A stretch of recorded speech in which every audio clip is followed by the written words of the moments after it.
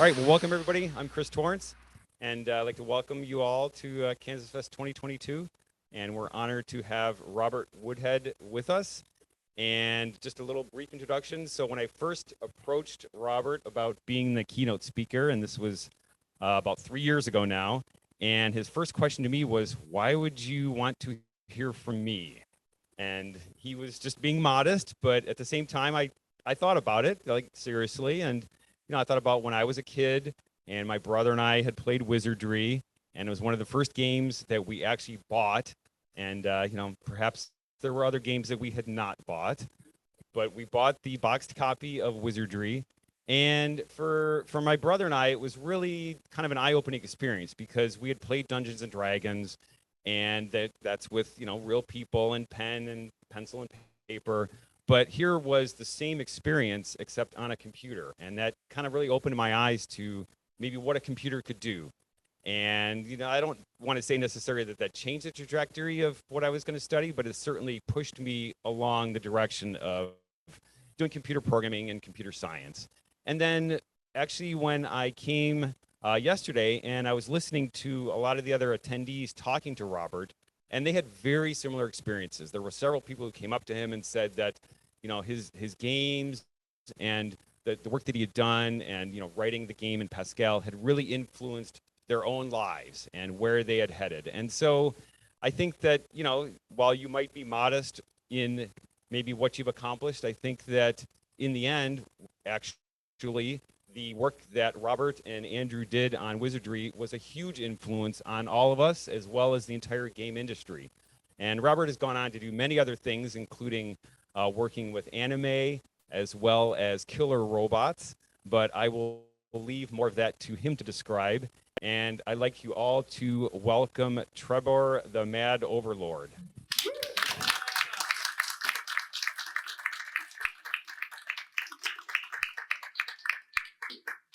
Hopefully this is on.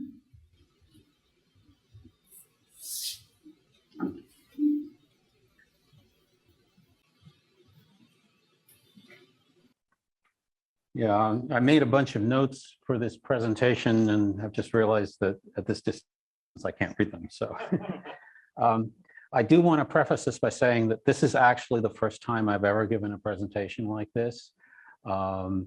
So, please bear with me. Things may be a little bit disjointed. Let's see. So when I was starting this, is this working properly for you guys? Okay. Let me know if it kicks out, because I started looking through all of the old photos, most of which my mother digitized. And I found that I didn't really have that many. And can you see the kind of nerdy kid I was? The reason should be pretty obvious. This is the first computer I actually got to program on, PDP-8E. It was located at a local college about 30 miles away from me. That was the closest computer. And I quite by accident found out about it when I was taking my PSAT test. And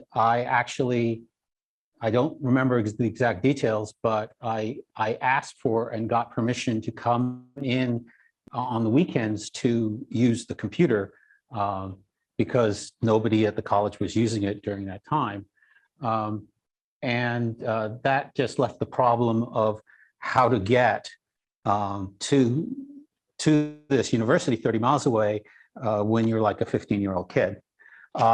Fortunately, my mother was very generous, and she actually volunteered to drive me there. So every Saturday for basically about my senior year, she would drive me 30 miles there and then drive 30 miles back. And then in the evening, repeat the trip. So she was doing 120 miles, like 2 hours of driving every weekend to help out her nerdy little son. The result of that and other things was that I, through some other clerical errors, got admitted to Cornell University. And when I went to visit Cornell the summer before I actually started to get the lay of the land, I found out that they had this thing, Plato. Plato is the most influential computer system of all time. Everything you know and love about computers and internet and online stuff started here. I cannot emphasize this as much. Everybody who was touched by Plato, it completely changed their lives. This, in the early 70s, this was a 512 by 512 graphics device, programmable character sets. It could draw lines. It had a microfiche projector that could project through the screen. It had a touch panel. It had music. And it had the best computer games of the era. It was the only place that had really good multiplayer games. It's just like everything, chat, news groups, desk accessories, they all got their start here. So I'm at Cornell, and you could only play games on these on the weekends and after hours. And they actually had a piece of software lovingly called the Enforcer that if it saw you in a game during sort of primetime hours would kick you out. But you can imagine that there was quite the long line of signups to get into play games on Plato on the weekends. This is one of the first influential dungeon games. It was called D&D. And it's basically, you go down in the dungeon, you have to hack your way down to the bottom of the dungeon where you will find an orb. And if you catch the orb and you get it out, you win the game. It was incredibly difficult. I was actually present when another player at Cornell was the first person to finish this game. And so it was like about 2 a.m. He got down, he found the orb, he started his way out, and then he found out that as soon as he picked up the orb, every monster in the dungeon started coming for him. And he got to within 3 steps of the exit when Plato went down. Because on the weekends and in the middle of the night was when the Plato developers did a lot of their systems work, and they would, on very short notice, take the system down to reload a new version. So he had to wait until the system came back up again, and then he went and did it again, and this time he finished. Plato had a huge number of games like this. This is one of the early dungeon games on Plato. I think this one is Avatar. There was a huge kind of spawning of these kind of games. Everybody trying out different things. These were multiplayer games. Some of them, D&D wasn't, but this one was, where you could actually group up with other people and go down in a party in the dungeon, meet other parties, and so on and so forth. They were at this time mostly just based on the actual dungeon delving, rather than having like an overacting story or quests or anything like that. But people were experimenting like crazy on this stuff. There were 4 or 5 of these games. And they all had interesting takes on what was going on. And of course, they were incredibly influential to me and to everybody who saw them. While I was at Cornell, I started working at one of the first Computerland stores. This isn't it, but you can see the kind of place it was. And I was both in sales, which was incredibly dumb of them, and I also wrote a bunch of accounting software for them, because at this time, all the software being done was kind of custom. So for like the first couple of years that I was at Cornell, I was working at the store. However, the guy who ran the store was a bit stingy, and I wanted to buy an Apple II, and I asked him for a sort of employee discount, and he said no because he could sell every Apple II he got in. Okay, so that summer when I was back home in Ogdensburg, New York, I noticed that the local Radio Shack affiliate, it wasn't a full store, it was just like a hardware store that had the Radio Shack area, had a TRS-80, and they did not know what to do with it. They didn't even know how to set it up.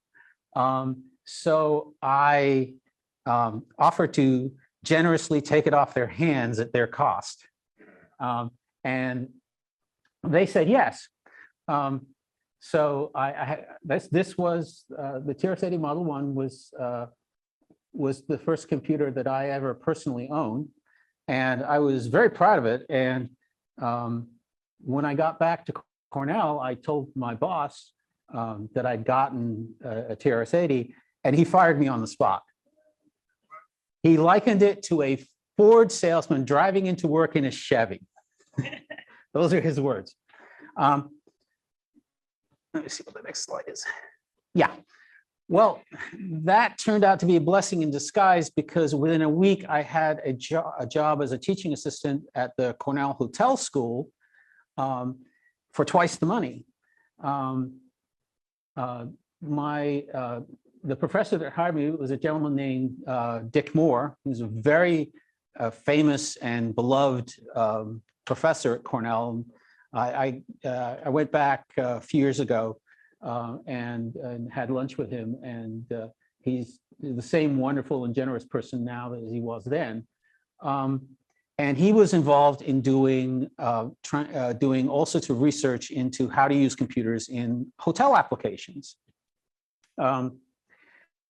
And he had this crazy idea of using computers to display information in the cafeteria.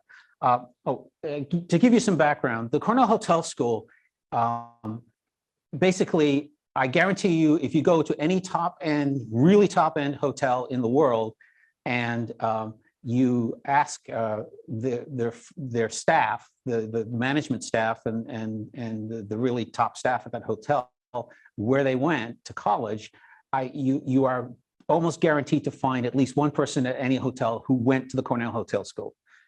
It is like, they actually have a hotel that they run that is run completely by the students. So he had the idea that we could use computers to do visual display of menus and other things in the cafeteria. And this was back at a time when, for example, the displays at an airport would be the little flipping displays.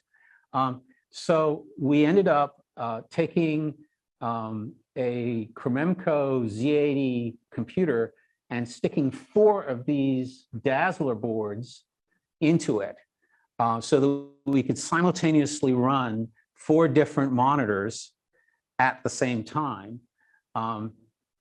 These were like 128 by 128 boards, display resolution. And we had to develop software that would allow these displays of menus and animations and all sorts of other things to be operated by and updated by the people working as the cashiers. That project took about a year, and it actually worked, and they used it for about a decade. It showed all, it had, you could set up different sort of sequences of frames for each monitor and sequence between them and stuff like that.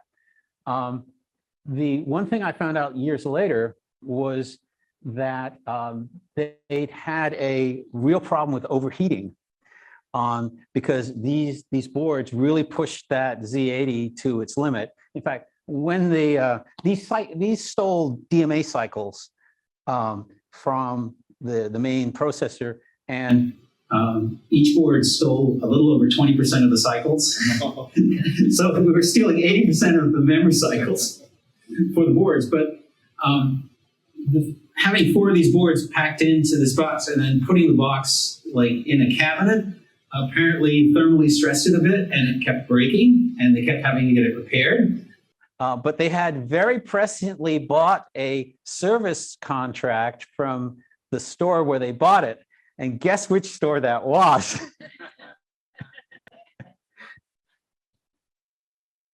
I had my TRS-80 and I started writing games for it.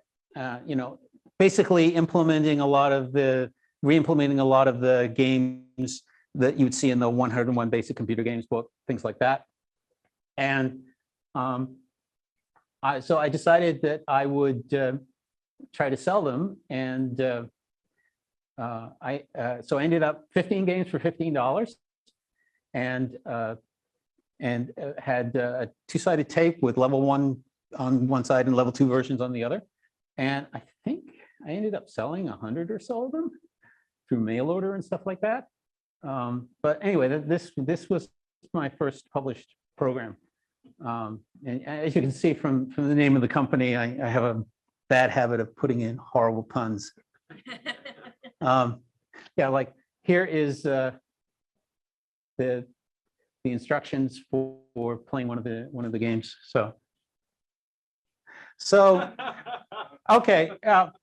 So what with all this work and all this entrepreneurial activity, and also, staying up all night to play on Play-Doh, and also play a lot of Dungeons and Dragons, my grades were not the best. And with 1 semester to go, Cornell suggested very strongly that I should take a year off to reflect. And my mom was not happy about this. She actually drove me back down to Cornell to argue my case with the dean, and she did not say a single word to me in that 3-hour drive. Oh, I still remember that. The dean, by the way, kindly declined to let me back in until I'd served my year of penance, but said that she thought that I would find this next year a most interesting and productive one, and she had no idea. So that gets to the first Apple II that I got. And the reason for this was that my father had started a business, an industrial business, which produces resin-coated sand, which is used to make moldings for casting. But he unfortunately passed away just before I went to college. He never got to know that I got into Cornell, and he would have been very happy about that, and I'm very sad about that. But in any case, after his death, my mother took in an investor, a gentleman named Fred Sirtek, who's a local real estate and entrepreneur in Ogdensburg and also in Canada. And so when I, was sent back home in disgrace, and by the way, I served out that year sleeping on my mom's couch. She wouldn't let me have a bed. I was obviously looking for something to do, and she was looking for some way to get me out of the house. And it turned out that Fred Sirtek had a business called Commemorative Gifts, which made things like little trinkets and engraved spoons and stuff like that. And they were getting to the point where they really needed to computerize their inventory. So it was suggested very strongly that I donate my time to produce this software. So we went and got an Apple II, and based on my vast programming experience from Cornell, I decided that the best development language to use that was available on the Apple II at that time would be Apple Pascal. So so we got one of the 64K machine with Apple Pascal, and I started tapping away, and it didn't take too long to get their inventory program working. So so I've still got like 10 months left in my sentence, and so what to do? And so I said, well, okay, well, maybe I can just write some more general software, and maybe that would be useful. So I started playing around, and I came up with the idea of making a sort of free format tree structured database. Because I had gotten far enough along in my studies that I actually knew what a tree was. One of the interesting things, back then, compared to now, is that now everything is available on the internet. So it's easier to know what you don't know. But back at this time, if you hadn't really come into contact with something, you had no idea it was out there. So and this happened multiple times in development, Wizardry and other things, where I would come up with some idea that I thought was really neat and incredible, and only later find out that, oh yeah, everybody knew about that except for me. But anyway, so I wrote this program, and I showed it to one of Fred's sons. He had two sons that were starting to help him out in business, Robert and Norman, and they said, well, why don't we try and sell it? So I said, well, okay, why not? So that's how Serotech with the O started. And again, bad puns, was started to sell this piece of software. So I think Fred basically did it to keep his sons busy and out of his hair. But then that came, then the idea was, what should you do next? And they said, well, why don't you write a game? Everybody likes games. So I decided that I would try and do a home version of a game I'd seen on Play-Doh called Empire. Now, Empire is just an amazing game. I cannot stress this enough. I personally consider Empire to be one of the finest computer games ever written, because not because it's incredibly complex, but because the developers took the limitations of the Play-Doh system and turned them into key aspects that made the game work and made it deep. And I really would love to see Empire made available again. You can actually, there are Play-Doh emulation systems that you can log into these days where you can play Empire. But I cannot say how influential Empire is to me. I mean, one of my prized possessions that was given to me by the Empire developers is a copy of the Empire source code. And I don't have a lot of stuff from back in the day that I've decided to keep, but that's one of them. But in any case, I decided, well, I could do this kind of space game, and I can't make it multiplayer, but I can maybe do some simple AI no, it was called AI back then, simple automation on the opponents. And so that's how that program came about. And it also allowed me to learn how to interface assembly language code with Pascal code. So that got released and was modestly successful. And then the boys came back to me and said, well, what are we going to do next? Oh, so there's, yeah.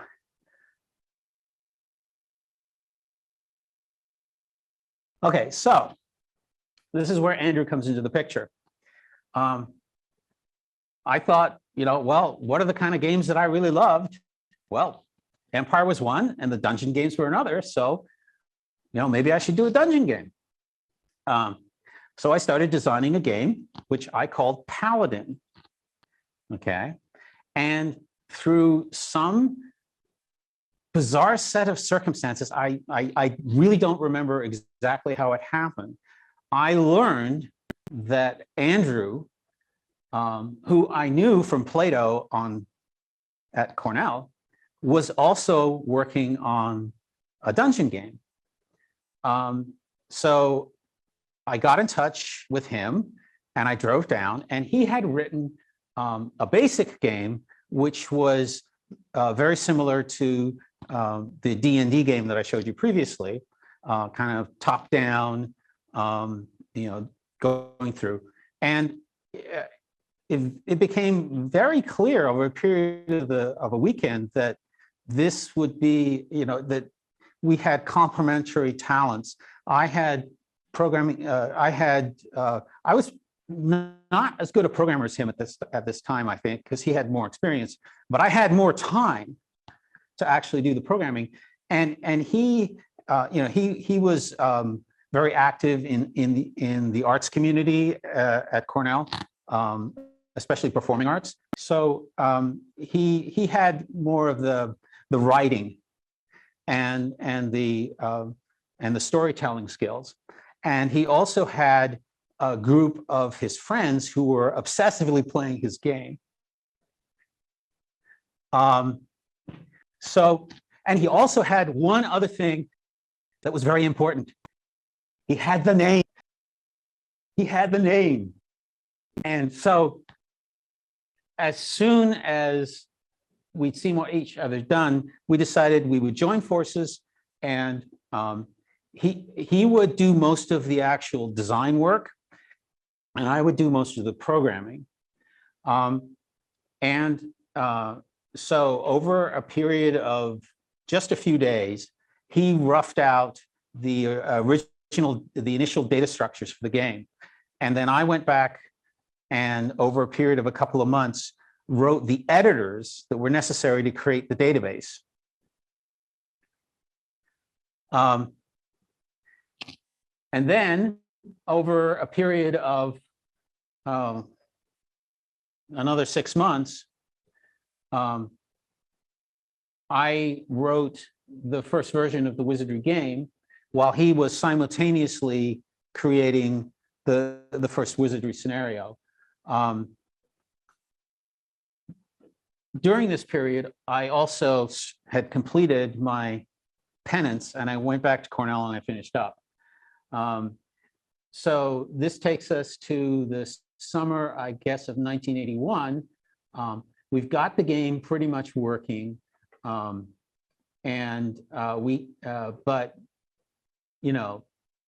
it looks okay, but we have no idea how it's going to be, received. But nothing ventured, nothing gained. So we go to the first Apple Fest at Boston, and at this point we don't have the final scenario. We just have a test scenario that basically exercises all the features in the game. It's not balanced, anything like that. But we sell it as a beta version called I think it was called the Dungeons of Despair. And given how unbalanced the first level was, that is an accurate description of the game. I think we took like 100 copies, and they like sold out, and like Rob Siratek, it was Norm Siratek was with me. He's just ecstatic. He thinks everything's going to go great. So that was the first inkling that we had that we had something.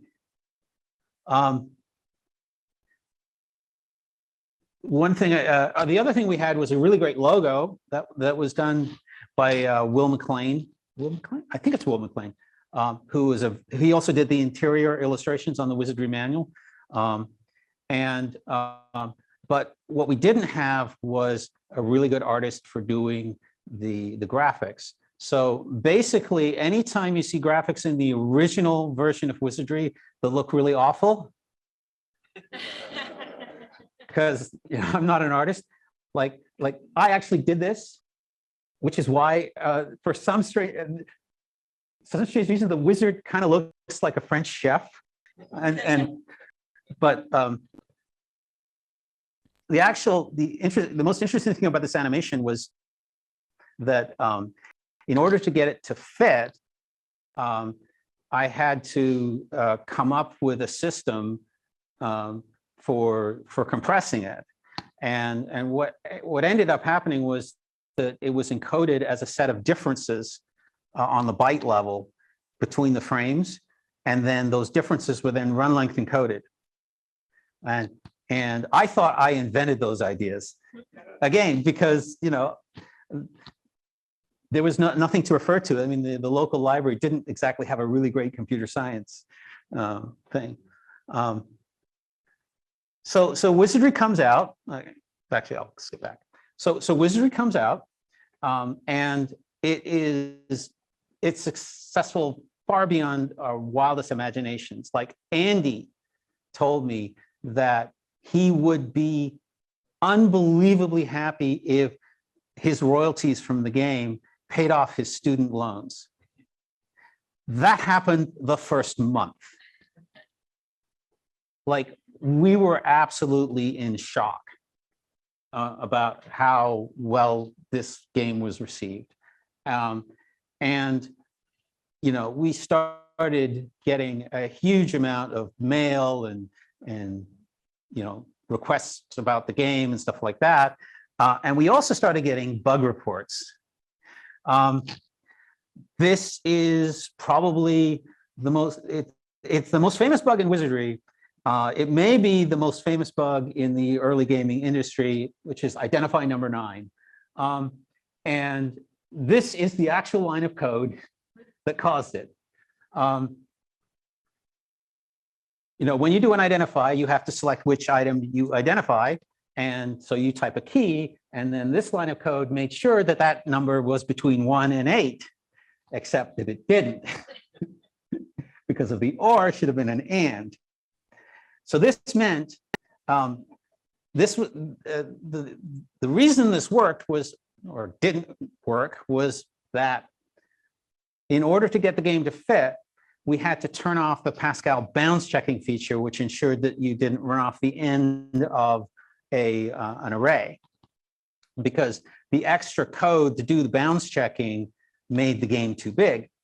So, but we knew we were great programmers, so this was not going to be a problem. So we turned it off, and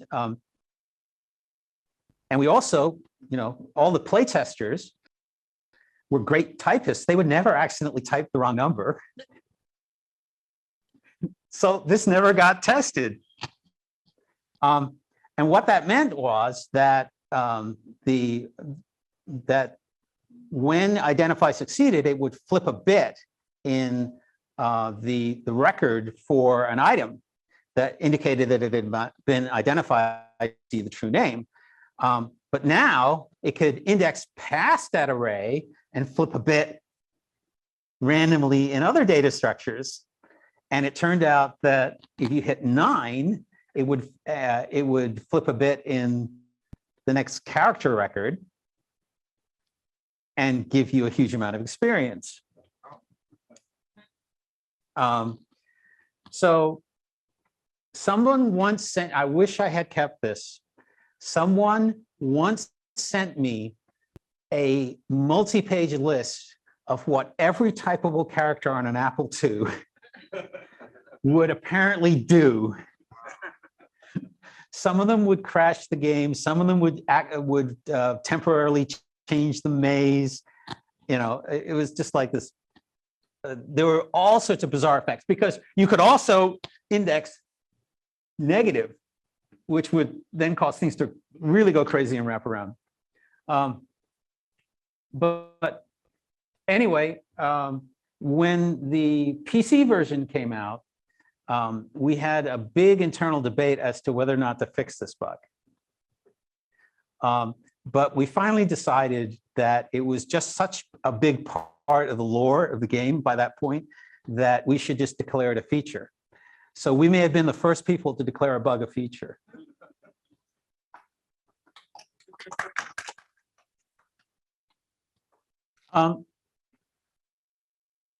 So software piracy was a big thing back in the day.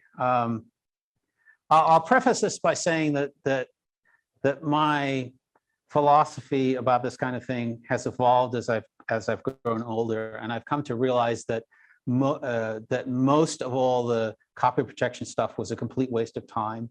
That most people, who if they're willing to steal it, they're probably not going to have bought it. The copy protection wouldn't force them to buy it. For that reason, these days, I don't really care about it that much. But in the day, I really wanted to try and protect my software, and so the Wizardry copy protection system, I was actually quite proud of it, especially since it wasn't a copy protection system, it was a copy detection system. I don't know how many people know how it worked, but basically, you may remember that whenever you start up Wizardry, there'll be this little sequence where the disk drive will go, and that's the copy detection system. And what it was doing was kind of cute. The Wizardry disks are completely standard. There's no fancy stuff at all, except that on certain tracks, when you step between the tracks, there's when it's being formatted, there was an slight additional random delay put in before it started writing the next track, which means that certain of the tracks were slightly skewed in the relative position of their sectors as compared to other tracks. And so what we would do is when we were formatting the drives, we would have a slightly modified version of the formatter that would include these delays. And then when we were I found this on the web. oh, shut up.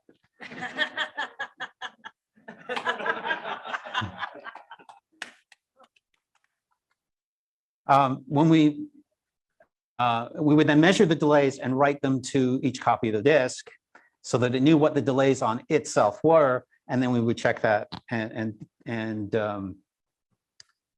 use that to determine whether or not the disk had been copied. And this was subtle enough that it threw people for a loop for some time, especially since the copy detect checking code was all in P code, which was another level of abstraction that people didn't really have good tools for. One idea that we had that fortunately wiser heads prevailed was that if we detected a copy, we would just let the game run as normal. But then if we noticed that you hadn't been playing for about 6 hours and you did have a micro modem in your computer, we would use it to call us up to tell us you'd stolen the game on a 900 toll number. But yes, but as I said, wiser heads prevailed, and they realized that we would get sued for that. But in retrospect, if I had been doing this again, we instead of preventing people from playing the game, we should have just let them play the first few levels and then let them know that they really should be buying it. But again, that kind of subtlety, which seems so obvious today, back then, we were just making it up as we went along. So, we just had a lot of things just didn't occur to us. Now, at this point, I'd like to point out that, and this has been mentioned to me by a couple of people here already, how important it was to them. And it's something we didn't really understand at the time, which was probably the single most important thing that made Wizardry a hit, was that it was in a box. And there was argument about spending the money on this box. But I'm not 100% sure who it was. It was probably Fred Siratek, who pushed so strongly for this to be in a box. It was either Fred or his son Norman. But I probably would not be here today if that decision had not been made. And Wizardry would have been probably successful, but it would not have snowballed the way it did. I mean, yeah, the game was good and it was a lot of fun to play and stuff like that, but you didn't know that when you were in the store. But you saw the box. So again, this is something that I didn't really understand until 20 years later.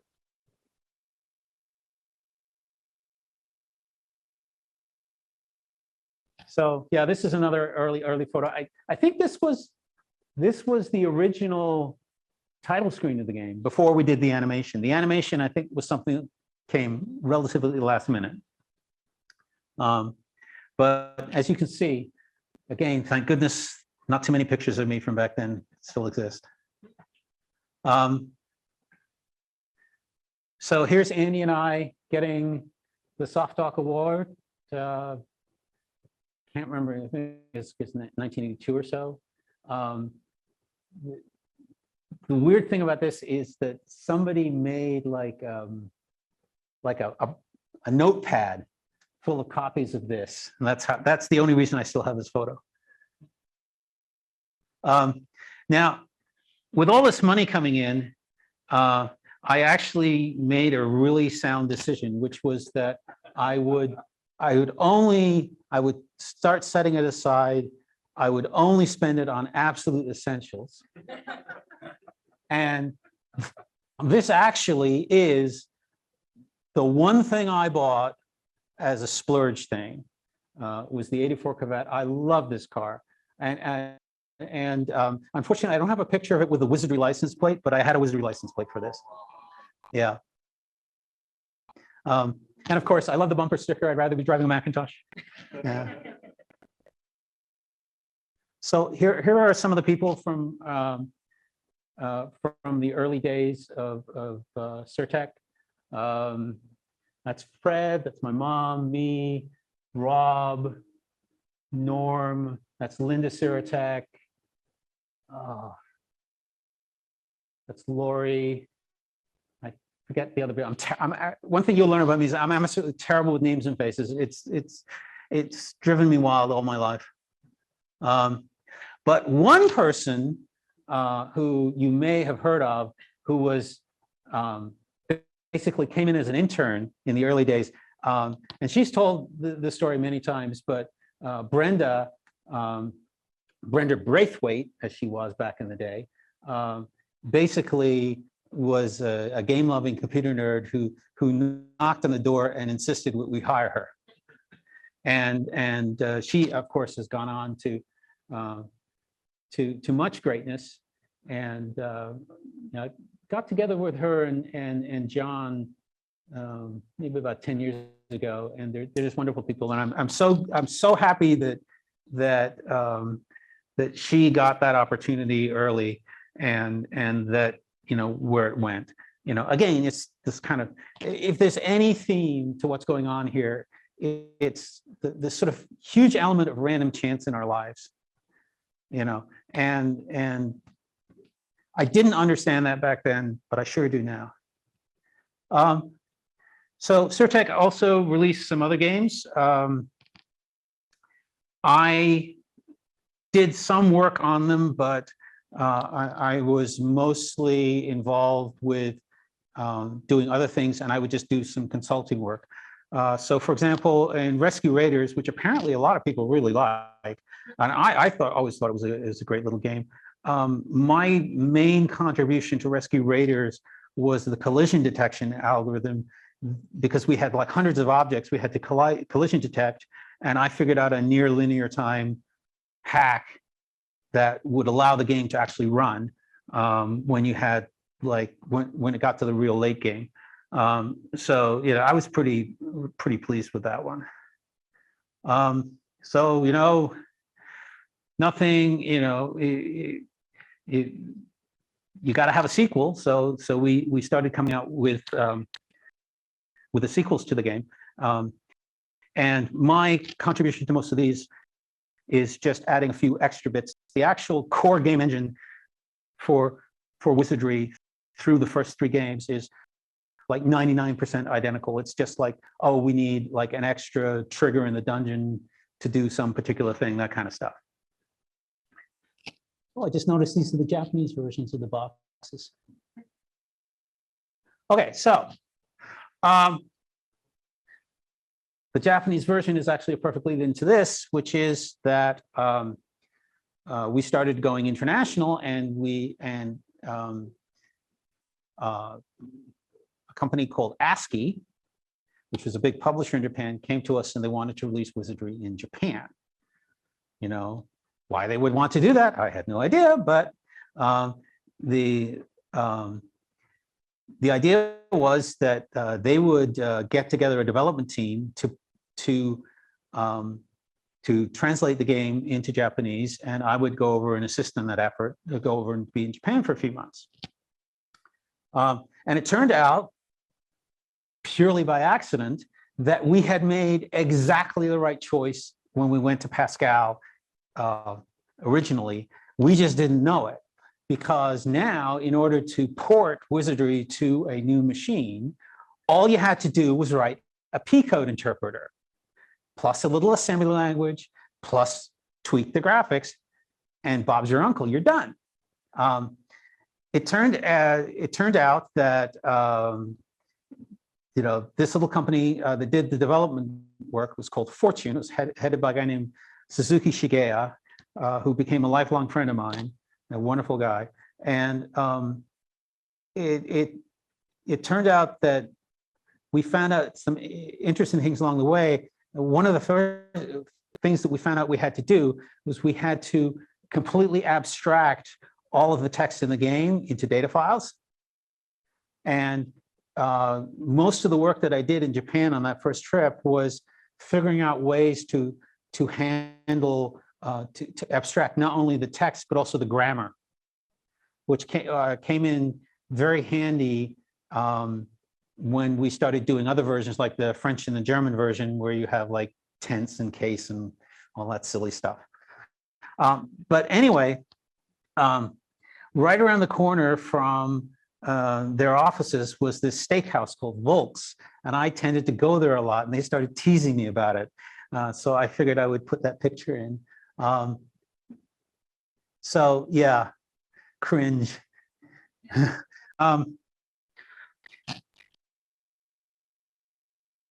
During this time, in Japan, there's a district in Tokyo called Roppongi, and Roppongi is famous as a nightlife district. And I started going to Roppongi several nights a week, and the people at Fortune thought that I was doing it to hunt girls. So they started calling me Skebe Robert, which means like sex crazy Robert. The actual truth is that I had found a bar in Roppongi that I really liked, not because I drank, which I don't, and I still don't, but because it was the stomping grounds for a bunch of Iranian airline pilots who were very good at playing backgammon, but not quite as good as I was. So basically, I was going to Roppongi to sit in a bar playing backgammon with some insane Iranian airline pilots. This picture is from a Wizardry they did later on. So then the Macintosh comes out, and of course, I definitely want to do Wizardry for the Macintosh. And this turned out to be like hugely more difficult than I ever thought it would be. And not just because you had to use Elisa to do the development effort, but I got like really ambitious about kind of replicating the Mac experience in this game. But so this took much longer than I thought it would, but I eventually got it working. And as it turns out, I found what is probably the first discovered bug in the Mac ROM. It turns out that there was a bug in their memory management related to relocatable code segments, such that whenever you're finished using a code segment, you could mark it as purgeable, so it could be thrown out if necessary to make room for something new, but it would stick around in case you did it. And I had to segment up the program in order to get it to fit into the Mac. But the bug was that while the code that released the block in memory set it to be purgeable, it didn't set it to be relocatable, which means that the memory management couldn't like compact things together. And over time, the memory would become fragmented to the point where the game wouldn't load. It couldn't proceed because it would run out of memory. And it took a long time to figure out what was going on. And I finally had a really nice repeatable test case. And I sent it off to Apple and said, yeah, you guys have really got to help me out here because this is a complete showstopper.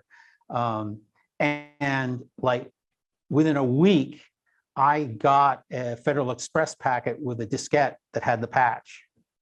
So in return for that, the next time I was in Cupertino, I went to Apple to the Mac team and delivered to them 10 pounds of Mrs. Fields chocolate chip cookies. And then, along with all this, I looked at the Mac version, and I looked at the original Wizardry, and I'm going like, ugh, it looks so bad.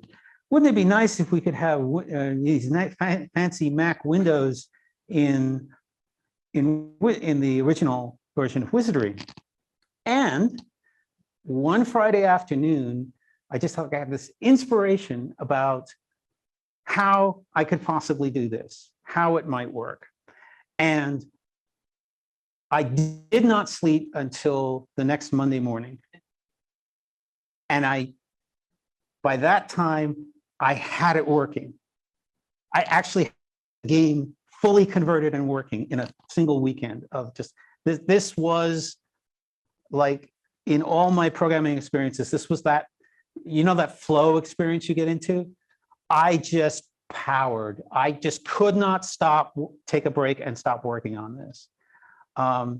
The insight was to use the text buffers as shadow maps to, one of the text buffers was a shadow map for what each character on the screen was, and the character set lets you do all the different window parts. But the other text buffer had a depth map that told you what level that character was at. So then you could, you could then quickly determine how, when you were writing a window, whether or not it was immediately visible on that particular character position was visible on the screen, and then you would either write it or not write it, and the only time you had to rebuild those maps was when a window appeared or disappeared. And so it turned out to be like really easy code. Once I had that idea and a little bit of assembly language, and poof, it was just like wonderful. So that's when Wizardry got redone to this window Wizardry form.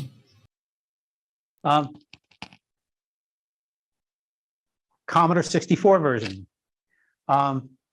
As with the PC version, the Japanese versions, we started doing ports to the different US machines. And in the case of the Commodore 64, again, the programmer who did it, he came to live in Ithaca for the course of the project. His name was Anton Truensfels, wonderful guy. And the big problem with the Commodore 64 was the disk drive, which ran over a serial interface and was ridiculously slow. And but the Commodore, the weird thing about the Commodore disk drive was that it had a processor, it had a 6502 in it, and you could actually download code to that 6502. So we built a system that did real-time data compression on both ends of the serial link to get the speed up. And then we used the extra 16K of RAM that we were guaranteed to have on the machine. We only needed 48K to run the game. So the extra 16K we used as a disk cache. And that was what allowed it to work and work at a reasonable speed. Meanwhile, while all this was going on, I was gaining a few extra skills in case this computer programming thing didn't work out. Soaring, I got my private pilot's license, I got my soaring license, and I haven't actually flown since I got married, but I found this hugely enjoyable, and if especially gliding. Gliding is wonderful. You should definitely try it, because it's got that mental problem solving aspect of like figuring out where you're going to find the lift and stuff like that. So into the picture comes this gentleman, Ro Adams. Ro was a computer game reviewer, pretty famous for being the first person to finish Time Zone, and a big fan of Wizardry. And he came up with the idea of doing a new Wizardry scenario, and the idea of completely flipping the game, and instead of going after Woodhead, now you're Woodhead going after the adventurers. And so he came to work with me on Wizardry 4. So Ro did the entire game design of that game, and I had to figure out how to implement that. And it turned out that flipping the game on its head, you'd think that would be easy, and it wasn't. I mean, it was a nightmare. As it turns out, Wizardry 4 was not programmed on an Apple. It was programmed on a PC 9801, which was a Japanese MS-DOS machine. And the reason was we had a P-code interpreter for it, and it ran the UCSDP system many times faster than any of the Apple machines would. So I would literally boot up into MS-DOS and then type in this magic MS-DOS command line, and suddenly I would see, "Welcome to Apple Pascal." We actually bought a license for Apple Pascal to use on this on that machine. But that took a lot longer than we expected. And literally for the last year, I was convinced that it would always be ready next week. Like, people would ask me, when it's going to be ready? Oh, we'll have it ready next week. And I actually believed that. But it was like one show-stopping problem after another we had to work through. So that's how Woodhead got done. And now you can see the graphics actually look a little better. That's because I wasn't doing them. But yeah,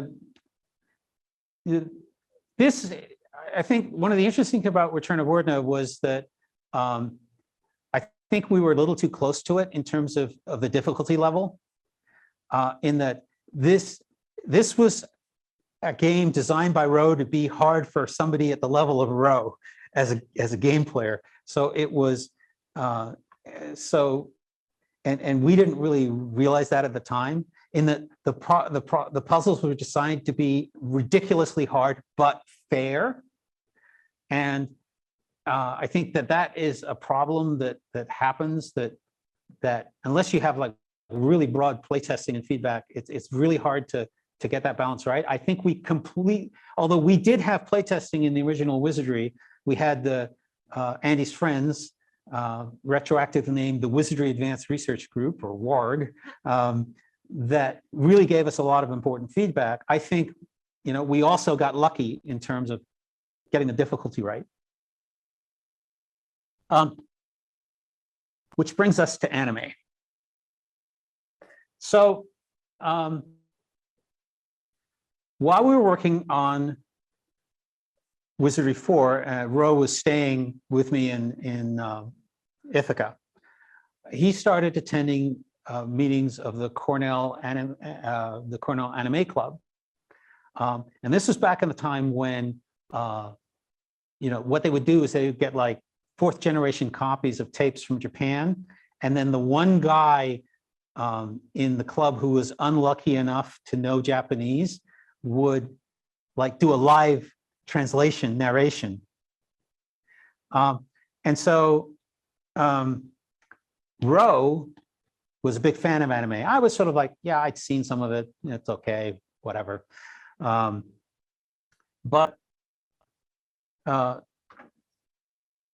he saw me playing with a new toy that I'd gotten, which was a Color Space 2 board, which was the first video overlay board for the Macintosh 2. And it allowed you to actually put graphics on top of background video. And he looked at this and he said, could you use that to put text on? I said, yeah, sure. Text is just pixels. He says, well, could we use this to like subtitle some of the anime that's being shown at the club? And I said, yeah, I guess we could do that. He says, yeah, because I'd really like to do that. I think that would be kind of a cool idea. And I thought about it for a minute and I said, well, I go to Japan all the time. Why don't we could get a license and like release it as a product rather than just give it away to the club. And we kind of looked at each other and then we just broke out laughing. I mean, I exaggerate not, laughing to the point that we could barely breathe at how stupid this idea was. And it's like, this is the dumbest idea I've ever heard. And he says, yeah, should we do it? We absolutely must. So I got a license for a little show called Maddox 01. And in fact, we just re-released it on Blu-ray like a few months ago. And this is a great little show if you haven't seen it, because it's basically read the fucking manual, the animated series. It's about a kid who basically this robot falls off the back of a truck and he finds it and he gets into it without fully reading the manual, and now he can't get out and he's late for a date. So we released this. Yeah, this is sorry, I'm a little bit out of sequence. This is basically the conversation. So we released this on videotape, and like we had no idea what we were doing. One of the weird things about video is that it's not 30 frames per second. It's actually 29.97 frames per second, and we didn't know that. So when we were doing our initial tests, we were getting time shift, and I actually had to like measure it and figure out what the correction would be. And it wasn't until about 6 months later that I understood why that correction had to be in there. If you don't know, by the way, look it up about NTSC color television and how it works, because the reason it's 29.97 is a brilliant little technical hack. So that's how the anime company started going off. And also about this time, I was on, Genie, which was one of the early online services, and they had a game called Gemstone, which was a multiplayer adventure game. And I was playing it for a while, and eventually I kind of got bored with it. But it turned out my terminal program had a feature where it could execute scripts based on the incoming text. So I thought about it, and I started writing a bunch of scripts to completely automate my character. And by the time I was done, I had a character that would run around killing monsters, helping other players, and would also provide advice on gameplay through a built-in Eliza program. Now, the developers of the game were sufficiently annoyed by this that they got revenge on me in an incredibly subtle way. They gave me development access to the game in return for shutting down the bot. Yeah, sorry. And that resulted in, and they also gave me something very precious. They gave me like 36 bits of state information in each character record of each player of the game to use as iSoft bit. And the result of that was a mini game inside the main game called the Society of Light, which was a secret society that you could stumble into and join, that gave you these little extra powers. And it was all cute and fun, and it sent you off on little quests and stuff like that. But as you became more powerful, things started to shift a little bit darker, until finally, if you went to the top level of the society, it was revealed to you that no, this isn't the Society of Light. It's the exact opposite, and you've now corrupted your soul entirely. And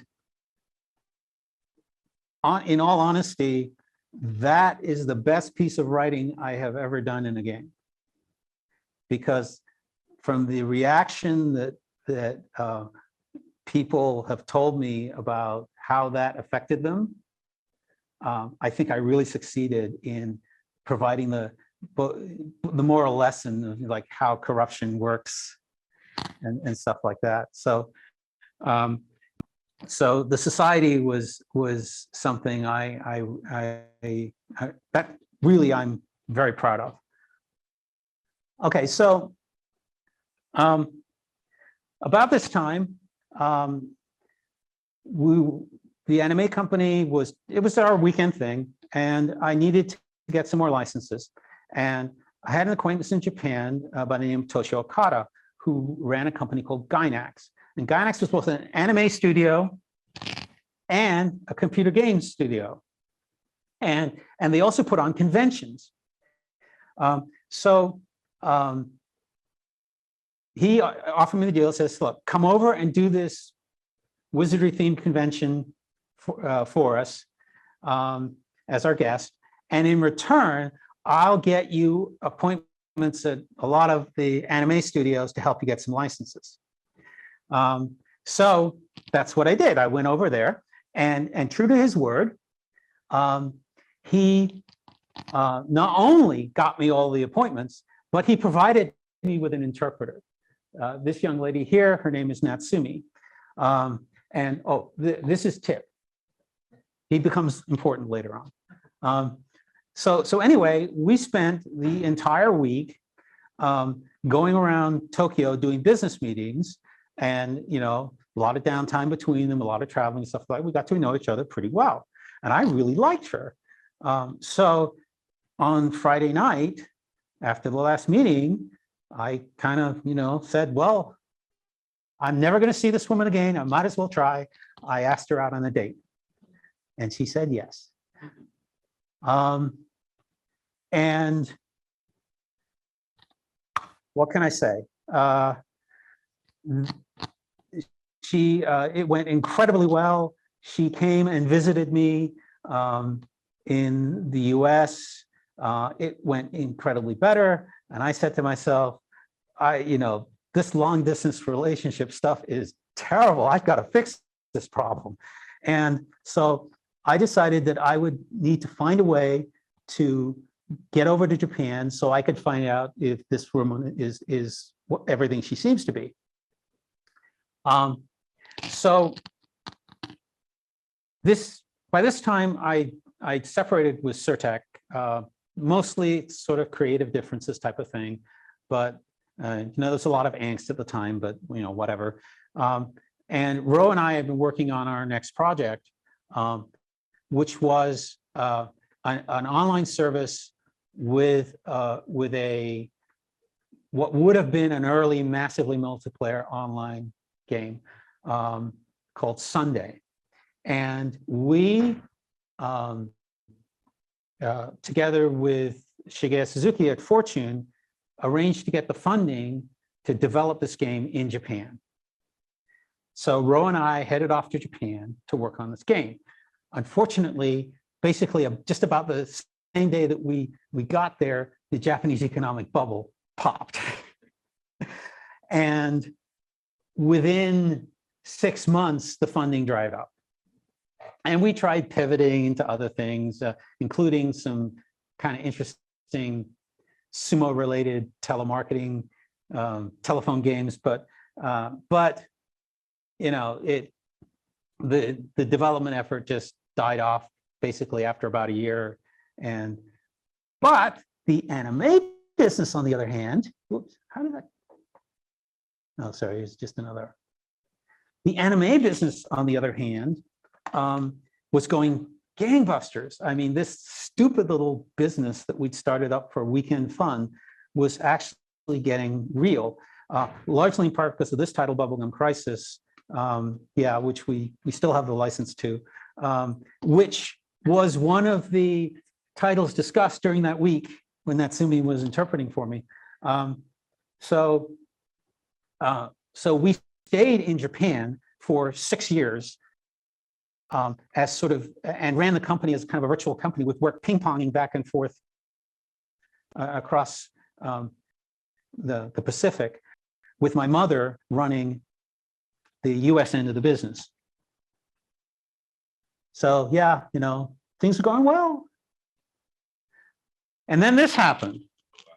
Yeah. So yeah, things going really well. At one point we flew back to the US so Natsumi could meet my mom. And so after that, I asked my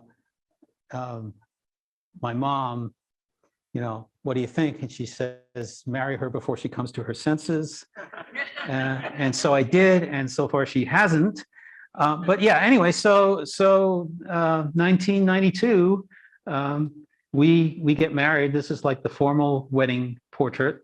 And we actually got married, and then we had our ceremony 6 months later, so that the logistics of getting everybody together. But the one thing that's really memorable about the wedding was I game designed my wedding. So we ran the wedding like a have your own adventure book, where at various points through the wedding, the audience, the guests, were presented with multiple options about how the thing should then proceed. So I will give you an example. Our entrance, they had 3 choices. Japanese traditional, man first, woman 3 steps behind. That's number 2, modernity, man and woman together. Or 3, reality, woman first, man behind. Now, I'll take a poll of the audience. Do you know how to do the single clap thing, where if you agree, you just clap once? Oh, whatever. Okay, yeah. Okay, hands up for who many people think they chose number 1? How many for number 2? How many for number 3? Yeah, this is what we in the game design business call a forced choice. You think you have a choice, you really don't, because they all chose number 3, and I came in handcuffed and tied. So we gave them choices like, how to cut the cake, The one thing that was really disappointing is that the hotel would not let us use chainsaw as one of the options. And then this happened. Notice Tip still in the picture. Natsumi later told me that one of the big reasons that she decided that I was the right person for her was that I treated Tip with respect. So yeah, you always be careful, you never know. You got to be careful about those little things. So by the end of our time in Japan, we had 2 children together. This is our little apartment, 3rd floor apartment.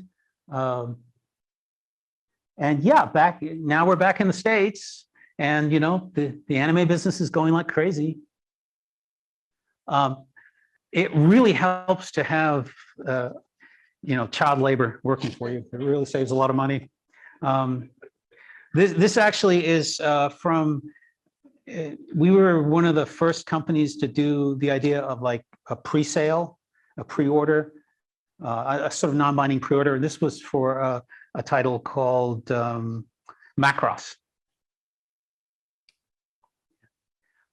Then comes this. So my kids were huge BattleBots fans, and I think that's me sleeping. I'm sorry about that. And they basically came to me and say, "Daddy, either you build us a BattleBot or we're getting a new daddy who will." And knowing how smart my kids were, this was actually a serious threat. And unfortunately, I did not have any hardware experience. I mean, I'm the quintessential software guy. So I teamed up with a guy who did have some hardware experience, and we built this robot this would have been the last season of the original BattleBots. It was called Evil Twins because it had kind of 2 spinners and stuff like that. And the interesting thing, that my major contribution to this was that it was completely ringed with ultrasonic sensors, and so it could detect obstacles and other robots. And all of these, I managed to get a single basic stamp to pull 8 sensors simultaneously, and then convert that into basically a joystick input that could be then merged with the driver's joystick input to kind of give it like a smart bomb mode where it would orient properly. Unfortunately, our very first, so we go to BattleBots,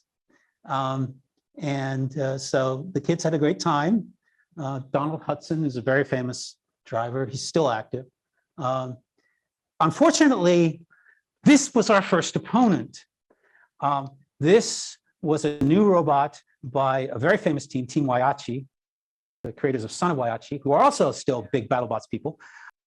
And it was 3 inches high with sloped sides, which meant that our ultrasonics, it was basically a stealth bomber when it came to ultrasonics.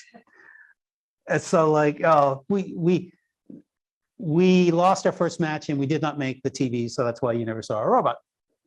But we kind of caught the bug. So I started building smaller robots that I could actually build in my house in the 30-pound class. This was basically a flat plate robot. But then I got the bug to do a robot that could do damage. And so I came up with the idea of just sacrificing absolutely everything for the weapon.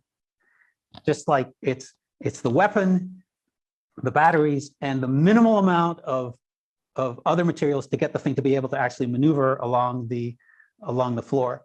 And this was a 30-pound robot that swung a 7-pound, 14-inch tool steel blade at 3,000 RPM. It was pretty scary. We called it totally offensive. And it very quickly evolved because basically the robot was so powerful that while it would like vaporize other robots, it would also severely damage itself, to the point where I was literally field stripping the entire robot and then sledgehammering the frame back into rough square after every fight. But it resulted in winning a national championship. And you can see in this picture that how bent the frame is. Fortunately, in our final match, the other guy came off slightly worse. But one of the things that I got out of that first championship was a free copy of SolidWorks. So the next version of the robot was all jet cut titanium, which got me my license to drill.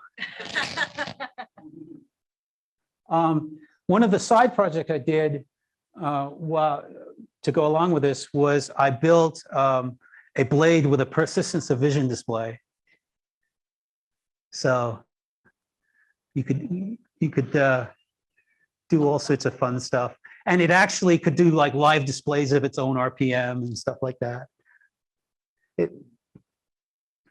And of course, you have to shout out to your sponsors.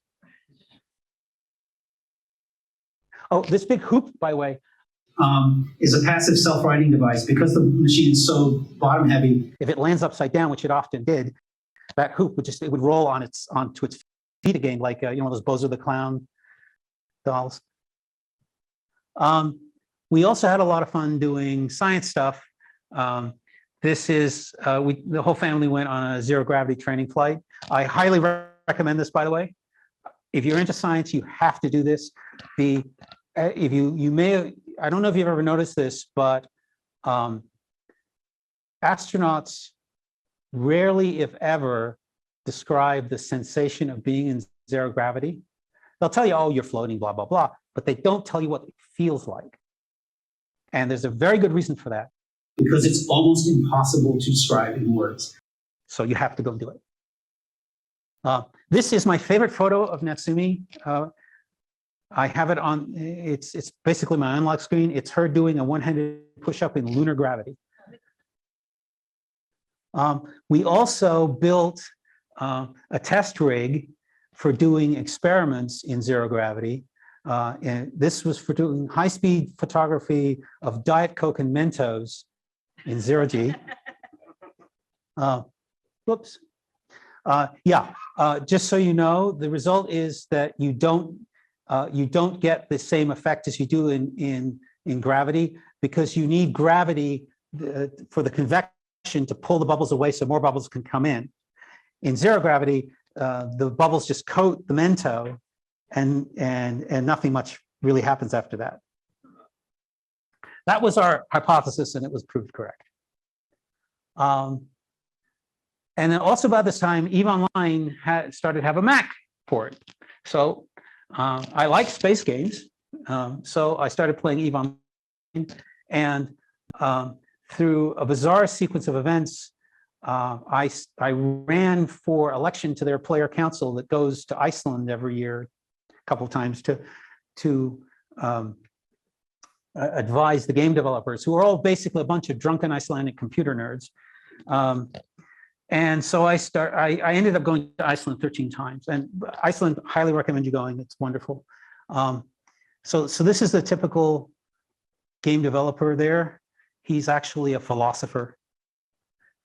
And trust me, you want to believe him when he talks about philosophy. And his little brother is actually like half a meter taller than him. It's just amazing. So yeah, like Iceland, this sort of stuff is like down the street from the hotel kind of crap. It's amazing. Okay, I think we're getting towards the end here. So this right here, I was privileged just before the pandemic to get an opportunity to visit Fujitsu's private company museum, where they have this computer. I'm actually going to have to scroll down in my notes. I've been winging this so far, but for this, I want to actually grab the notes.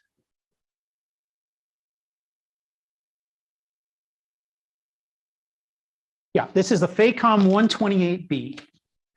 This computer, it's a 1950s vintage, is comprised entirely of relays, telephone relays, because they didn't have access to tubes at the time.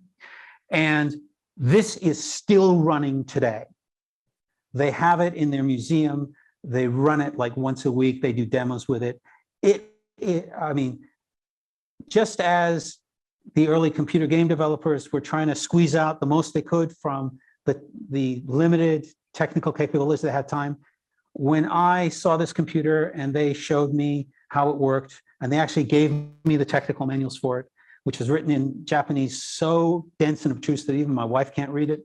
I was just struck in the same way about like how these people, like in the mid-50s, they took what they had and then they squeezed every last little bit out of it. So this gentleman right here was a junior engineer on the original project. And now he's the senior mentor to the other engineers who are donating their time to keep this piece of history alive. There's a YouTuber named Curious Mark who I helped get access to this machine too, and did a wonderful video on it. You should go see it. So I think this is actually a video. Well, whatever. Yeah. So it's all going clickety clack. It's wonderful. So the memory for this, I think it's like 160 words. It's made entirely out of telephone crossbar switches. This machine had floating point. Its numeric representation was biquinary. And biquinary is the notation used on an abacus, 2 and 5. Okay. This is the program store for the computer. The programs are on paper tape. When this machine loops, it physically loops. It loops the entire tape. That's how it does it. Again, they couldn't store the program any other way, and they came up with this brilliant little hack to do this. This is their programmable read-only memory. It's a bed of pins and a card, and you put all the constants you need for the program into the card. So when I got home, I was like just stunned by what they could do with this. So I started playing around with relays and learning how to do simple relay circuits. And so I decided I would try implementing a computer myself in relays. And it turns out that there's this wonderful teaching course about how computers are built called NAND to Tetris. It's available for free online. And it takes you all the way from a single NAND gate to a virtual machine running a high-level language. And you build component by component. You build like an adder and a multiplexer and an arithmetic logic unit and memory registers, all that sort of stuff. And it shows you that it's all turtles all the way down. So I decided maybe I could implement the reference NAND to Tetris computer in relays. So I started this relay to Tetris idea. So this is a register board. This is as far as I've gotten so far. This is a complete arithmetic logic unit. Does multiple inputs, add, subtract, all the Booleans, all sorts of stuff. So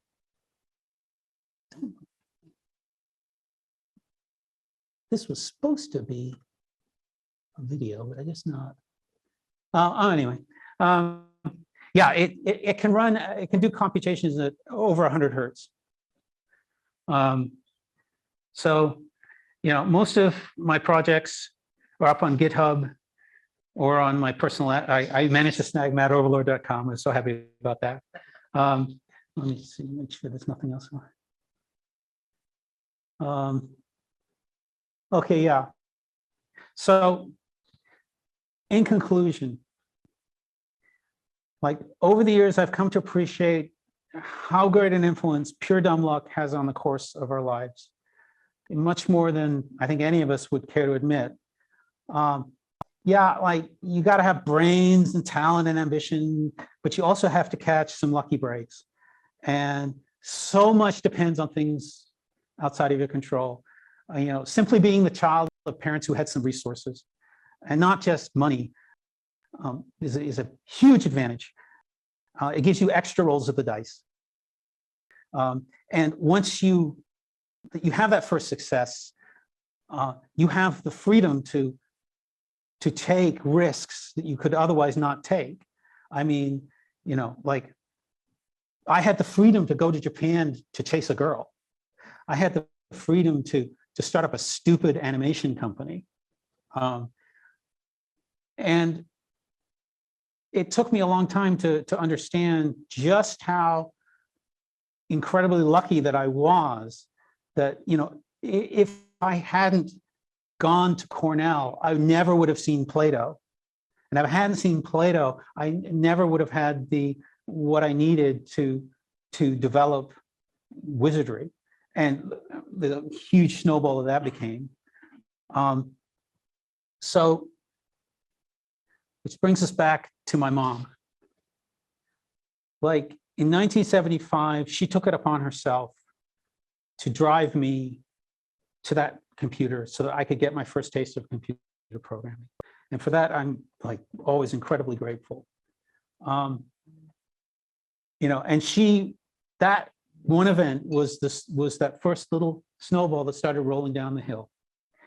And I didn't understand this at the time, although I think I had some small inkling of what it was, because when Surtech got started, I gave her 10% of my share. And she ended up being the highest paid Uber driver in history. So thanks, Mom. I really appreciate it. And yeah, thank you.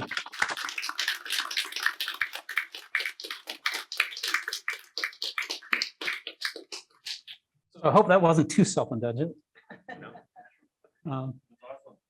Okay. So yeah, I guess I'm open to questions. Probably, although probably there'll be people in the audience who have a better idea of what the answer should be than me. Go ahead, sir. I have a question. Is the version of that early pre-release available? I don't know. Maybe you should repeat the question. Oh, sorry. The question is that early beta release of Wizardry available? And the answer is, I don't know. I don't have copies of any of it because, you know, I don't even have a copy of the Wizardry source code, because when Surtech and I parted ways, I had to give back all my materials to them. But certainly the people who have those original discs, if they didn't throw them out, there's got to be one out there somewhere. Recently, the rights to Wizardry all kind of coalesced back in a Japanese company. So apparently there's some new Wizardry stuff maybe coming out soon. And, you know, if they may actually have a copy, I don't know. Yes, sir. What did you think of some of the later games like Bard's Tale that had Wizardry style, more or less? Well, at the time, it was like, fine. I mean, you know, remember, all I'd done with Wizardry was take what I'd seen before and try to make it work on this dinky little computer, and try to put my own spin on it and try things out. And so they did exactly the same thing. So, I mean, that is, I think, just the way almost everything works. I mean, everybody builds very few things just kind of go poof, and they're there, and there's no antecedents to it. So, you know, that's just the natural evolution. I mean, I fully expect, you know, people to take what I do and do it differently or better or you know, in their own style, and that's perfectly okay. And in fact, it's wonderful. Yeah. I'm sorry, I didn't repeat that question, did I? I'm sorry. No. Yes, you, sir. I was just curious, what was the first port, the one that you did in Japan? What Japanese machine was that for? The question is, what was the first Japanese port for? There were a bunch of them. We did like 3 or 4 at the same time. So there was the NEC 9801. There was like there was a Fujitsu machine. I mean, back in that day, there was like 5 or 6 completely different Japanese machines, and we were fortunate in that, you know, so we only had to do one P code interpreter for each processor type, and then one and then some tweaks for the individual graphics systems. In fact, the PC Wizardry is a backport of the Japanese NEC 9801. We got that for free. It's like, yay. Yes. So I found a mention in the Wizardry manual, which was really interesting. It mentioned possible versions of Wizardry for multi-Apple networks, e.g. Corvus Constellation. So I'd like to hear your comments about that mention. Okay, yeah. The question was, there's a note in the Wizardry manual about possible multi-user versions of Wizardry for networked. And I think that was inspired because one of the first things we did when we had the money in and it became available was we got a hard drive to speed up our development efforts, because Wizardry took insane amounts of time to compile. So we got, one of the early really interesting devices was called the Corvus Constellation, which was a 20 megabyte hard drive, which is huge. How could we ever fill it? But it also had this neat feature that you could wire in multiple machines to the device and like share volumes and stuff like that. And so we could have one Apple doing compiling and another Apple or I'd be editing on or whatever.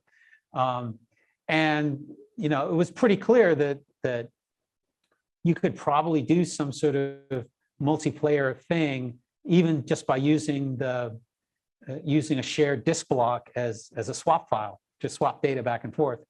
But we never really did any serious development on that. It was just like something that, yeah, we could do it. It was cool, but realistically, that device would have had to get like really huge in order for there to be a user base for it. But it was the kind of thing we were always thinking about back then. No question. Okay, I'm out. We do have a couple questions. Oh, questions from the internet. Yes. Yeah, thank you. We do have a couple of questions from the internet. Mr. Woodhead, are you a Trekkie? Who's your favorite captain? What do you think of Chris Pike on Strange New Worlds versus the original series pilot? Oh boy, this is gonna be a long answer. Yes. Yes. Okay. Okay. Star Trek has been hugely important to my life. My mother blackmailed me into doing my chores in return for being allowed to stay up late to watch Star Trek when it got moved to a later time slot. She also threatened not to let me watch the moon landing live if I didn't do stuff. So, thanks, Mom. Yeah, she had my number from the beginning. So I watched the original series live. And I loved Star Trek. I'm a firm believer that the most important episode of the original Star Trek, not the best one, but the most important one, is Let That Be Your Last Battlefield, which is the one that made me understand that racism is bullshit. And so, I watched all the movies, like I'm a huge Star Wars fan. When I was in college, I spent a summer in Urbana, Illinois which is where Plato was based, to allegedly study. And I went to the first showing, matinee showing of this film that nobody had any idea what it was about, except it had this name that seemed interesting. It's called Star Wars.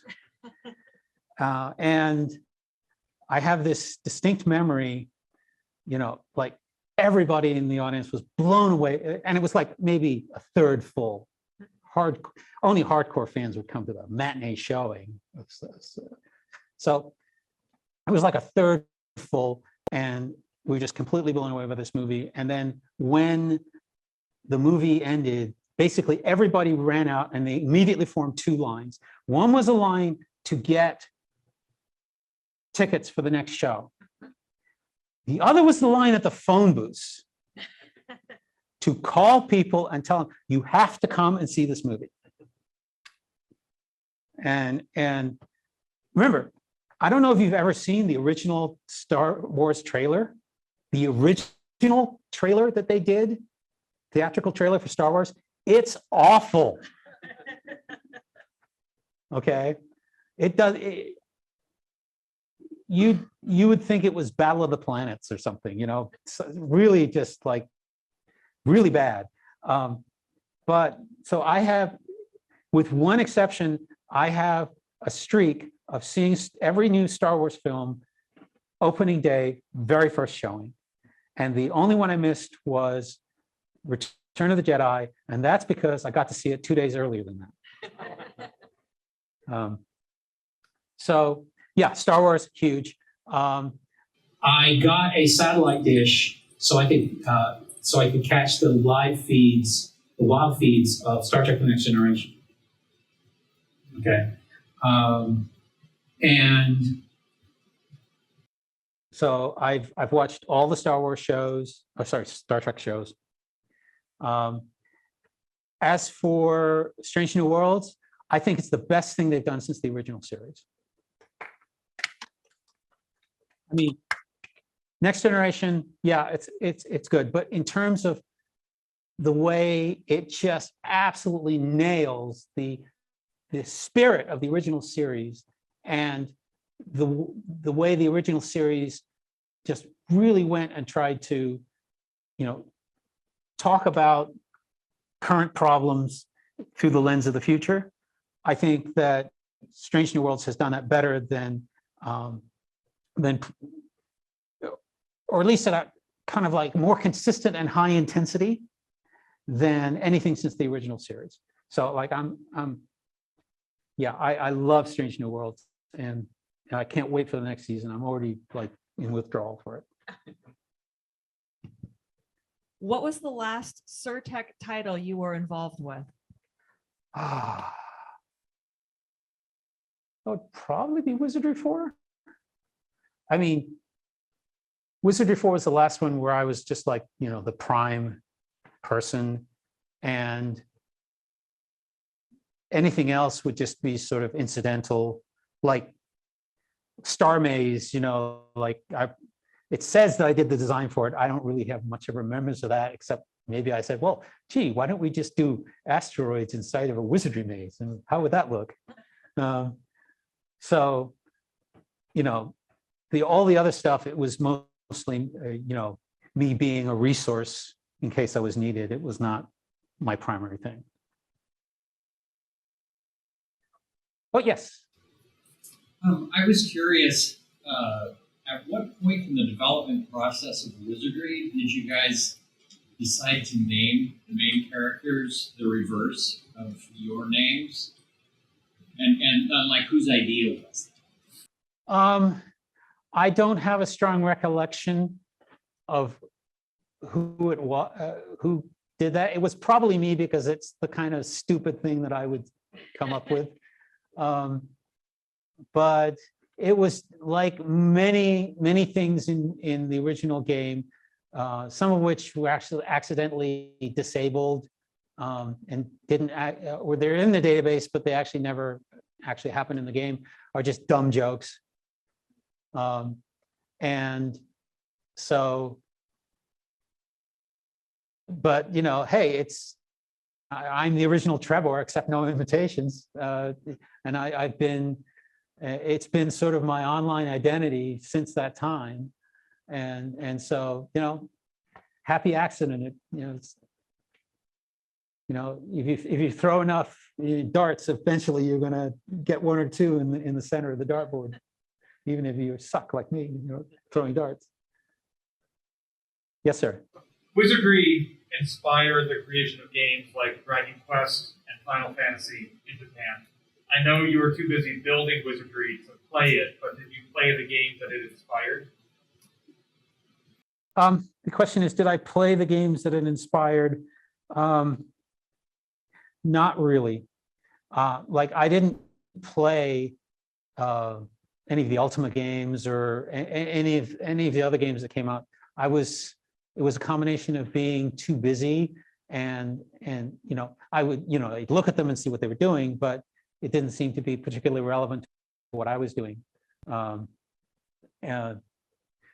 In terms of the other games that have come out in Japan, I haven't really played many of them. When the Wizardry online game came out, I played it a little bit just to see what it's like, and I was actually quite pleased at how they captured the kind of feels of the original game. Most of my game playing these days, it kind of comes in spurts. I played Cyberpunk.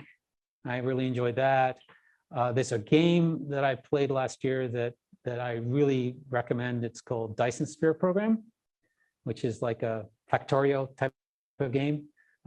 It's got that, I like the kind of building aesthetic.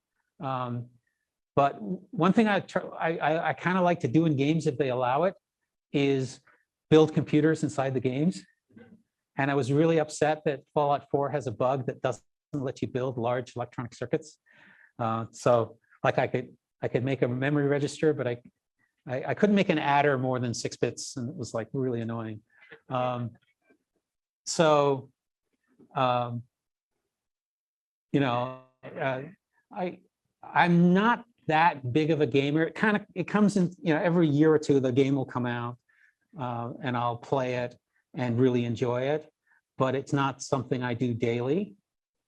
Like I'm pretty sure the next one that's on my radar that I'll play is going to be Starfield, because it's a space game and it's a RPG and, you know, that kind of thing. And we have a cat now, so he'll probably make me, the cat will probably make me play Stray. Yes, sir. So let's flip things on its head a little bit. If you were to do Wizardry on like a PlayStation 5, what would you imagine it would look like, or you know, an Xbox 360 or whatnot, on a modern platform? Have you ever given that a thought? The question is, how would I do Wizardry on a modern platform?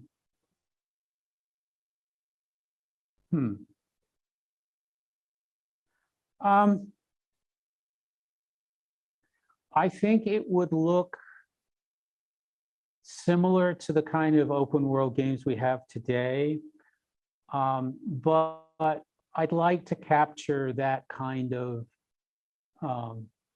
feeling of it's kind of that indescribable feeling that people have told me they get when they play the game. You know, have some call outs to the original, of course, but you know, I think, you know, what modern developers have done is pretty much what I would have done. I mean, I can talk a little bit about the MMO game design that we did do that never got done, and it was called Sunday, and the name had a double meaning because in the first, Sunday was the event that happened many hundreds of years in the past, where the sun came down and kissed the earth and destroyed the earth, and so everything's all messed up. But it also reflected a game mechanic that we were going to have, which was that that every real world day was going to be a week inside the game, and you only had time to adventure and do missions and stuff like that on 1 day a week. And then the other 6 days, you would be spending doing, business and learning and stuff like that, and skilling up and stuff like that. So you'd go out to kill the monsters on Sunday, and then the rest of the week, you'd be doing other things that would happen whether you logged in or not. And that was a way of kind of balancing it between the people who are playing every day and the people who weren't playing every day wouldn't get left behind too far. So it was going to have a kind of a very sort of a time-based skill mechanic. EVE Online has a similar thing where you have to set your skills and they train over real time. Meanwhile, you go and fight and do your things. But the hidden thing in the game that we thought was going to be really fun was that the players were eventually going to realize that what had happened was a giant nuclear war. And then there were going to be like big events of invasions that would, huge hordes would come in, and they'd have like literally weeks of game time to prepare their defenses and stuff like that, cooperatively to build up their towns and stuff like that. But what they were eventually going to be able to figure out when they got enough of the lore, they were going to find a dungeon. And when they mapped out that dungeon, if they were very clever, they're going to realize that it was the Moscow subway system. And all this time, they're the descendants of Russians, which we thought was a nice little twist. So yeah, that's the kind of things we were thinking about in like 1989 or so. Thank you. Got a few marks I want to give the local. Yep. Not a question, just a comment. The Cracker Barrel Pig Puzzle Project page is fantastic. Can you comment on it? Okay. Cracker Barrel, for those of you who don't know, is this restaurant chain. And we used to really love to go to it when we were traveling, so much so that I wanted to build a GPS-based magic arrow app that would always point to the nearest Cracker Barrel. They have the most wonderful kind of biscuits. But anyway, they have these little puzzles, the peg puzzles they put on the table for you to play with. And so I got to looking at it, and I figured, well, I can actually learn how to do this, or I can spend much less time and write a program that will just do it for me. And so I, just quickly whack together a program to solve the puzzle, and then to iteratively figure out, based on various starting patterns, how the puzzle changed. So there are some starting configurations that are relatively easy, and there are some starting configurations that are really have a few number of actual final solution paths. So armed with that knowledge, you can always, if somebody says they're good at the puzzle, you can always set up the puzzle so that it's one of the hardest ones and give it to them. My youngest son, by the way, got so good that he can just like go in and he will do it almost every time. So yeah, it's just like a goofy thing that struck my interest. I mean, that's how, I didn't mention in the talk, but I wrote the Virax antivirus software. And that came out of a post on CompuServe when the Envier virus, the first Mac virus came out. Somebody put this post and says, well, here's how you manually check your computer for Envier. It will only take you about 6 hours to do. And I said, well, geez, in 6 hours, I can write a program that will do that in like 6 seconds. Well, actually, it took like 12 hours, but yeah, I wrote it and I posted it. And it was shareware. And then this guy named Bob Capon came to me and said, you really should do a commercial version of this program. And I said, like, that's the stupidest idea I've ever heard. why would anybody want, to pay for virus protection software when you can just like go online and get it for free? He says, no, you just add like automatic repair feature and a few other things. And I said, no, I'm not interested in doing that. And so he kept like bugging me.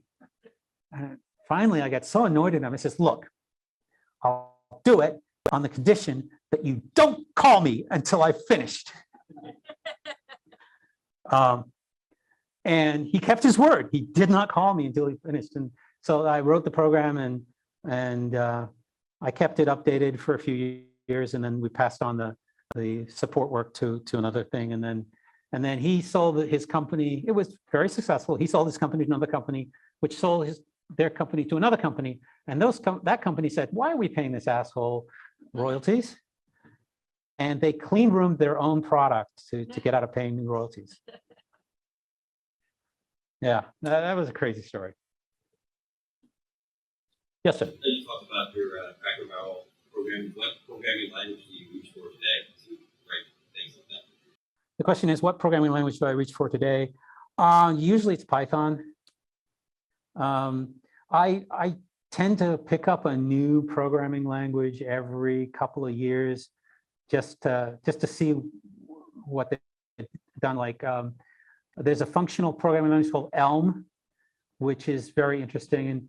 And yeah, I did the Game of Life in Elm. The Game of Life is also one of my go-to. Hey, I want to learn something about how a programming language works or a different environment works.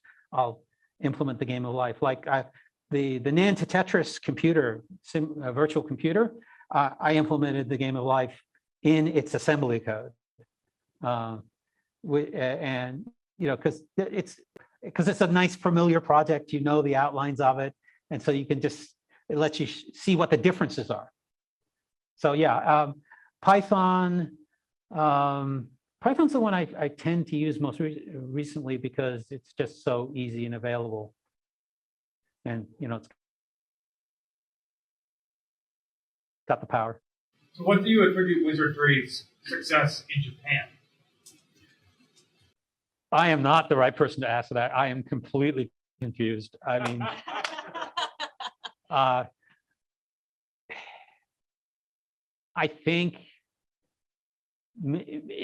partially it was something they didn't have and at the time, and we got it out there fast enough that homegrown programs that were inspired by it hadn't come out yet. But the Wizardry, like all the really great Wizardry, like fetish goods and weird stuff, all came out of Japan. I mean, I don't have a lot of them, but almost all, like the RPG game books, the manuals, the metal figures, the playing cards, the game. I mean, they just, for some reason, go crazy about like expanding it out. And I guess it's one of these, it's that snowball, it's nothing I have anything to do with. It's just, people taking something and riffing on it. And Japanese, I think Japanese culture, especially their kind of fan culture, is a little bit ahead of where US fan culture was at the time in terms of the speed at which they pick things up and then just like roll with it and like do the cosplay and stuff like that. One thing that I reflected on recently was how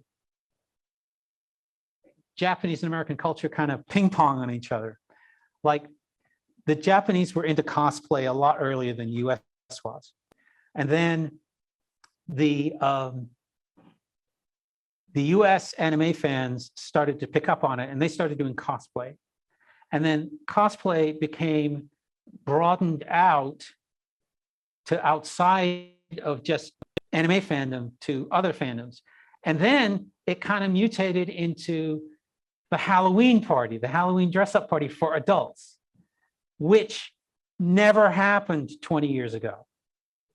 It's very recent okay? And that's because the cultural acceptance of grown-ups dressing up in costume, you know, just really wasn't there. But now, I mean, Halloween parties are crazy. And here's the interesting thing. 20 years ago in Japan, Halloween wasn't a thing. Now it's huge. Halloween, in particular, Halloween dress-up parties and Halloween candy have now circled back over into Japan. And like the last 5 or 6 years, Halloween has been like a huge marketing event in Japan. And so it's just, I found that really fascinating. So the answer to the last question requires me to ask you the Spaceballs question. So in Japan, did they have a Wizardry the breakfast cereal or a Wizardry the flamethrower? I don't think they had either of those. One, because back then breakfast cereal wasn't really much of a thing in Japan. And 2, flamethrowers are illegal in Japan. Although they do have some great replica like pellet guns. Like the Japanese, they have like they fire these little tiny plastic BBs. They're gas powered. And I got taken out to do the survival game stuff a couple of times. And at one point I had a pellet machine gun, you know, like submachine gun that would fire like 20 pellets a second. And that was like mid-90s. So yeah, I mean, Japan is weird, US is weird, they're just weird in different ways.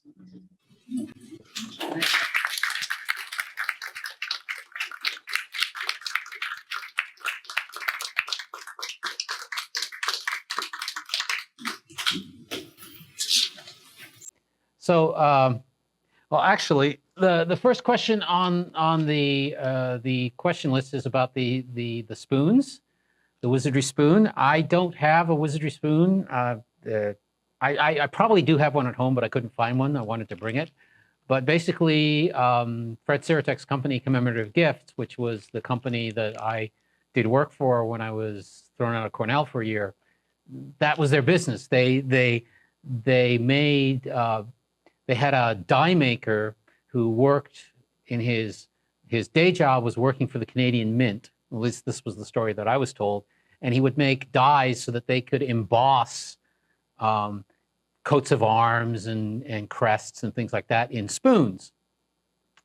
So it was very easy for them to get a Wizardry spoon done. And it's basically just a nice silver spoon with the Wizardry logo on the end of it. And like they also did like these keychain things.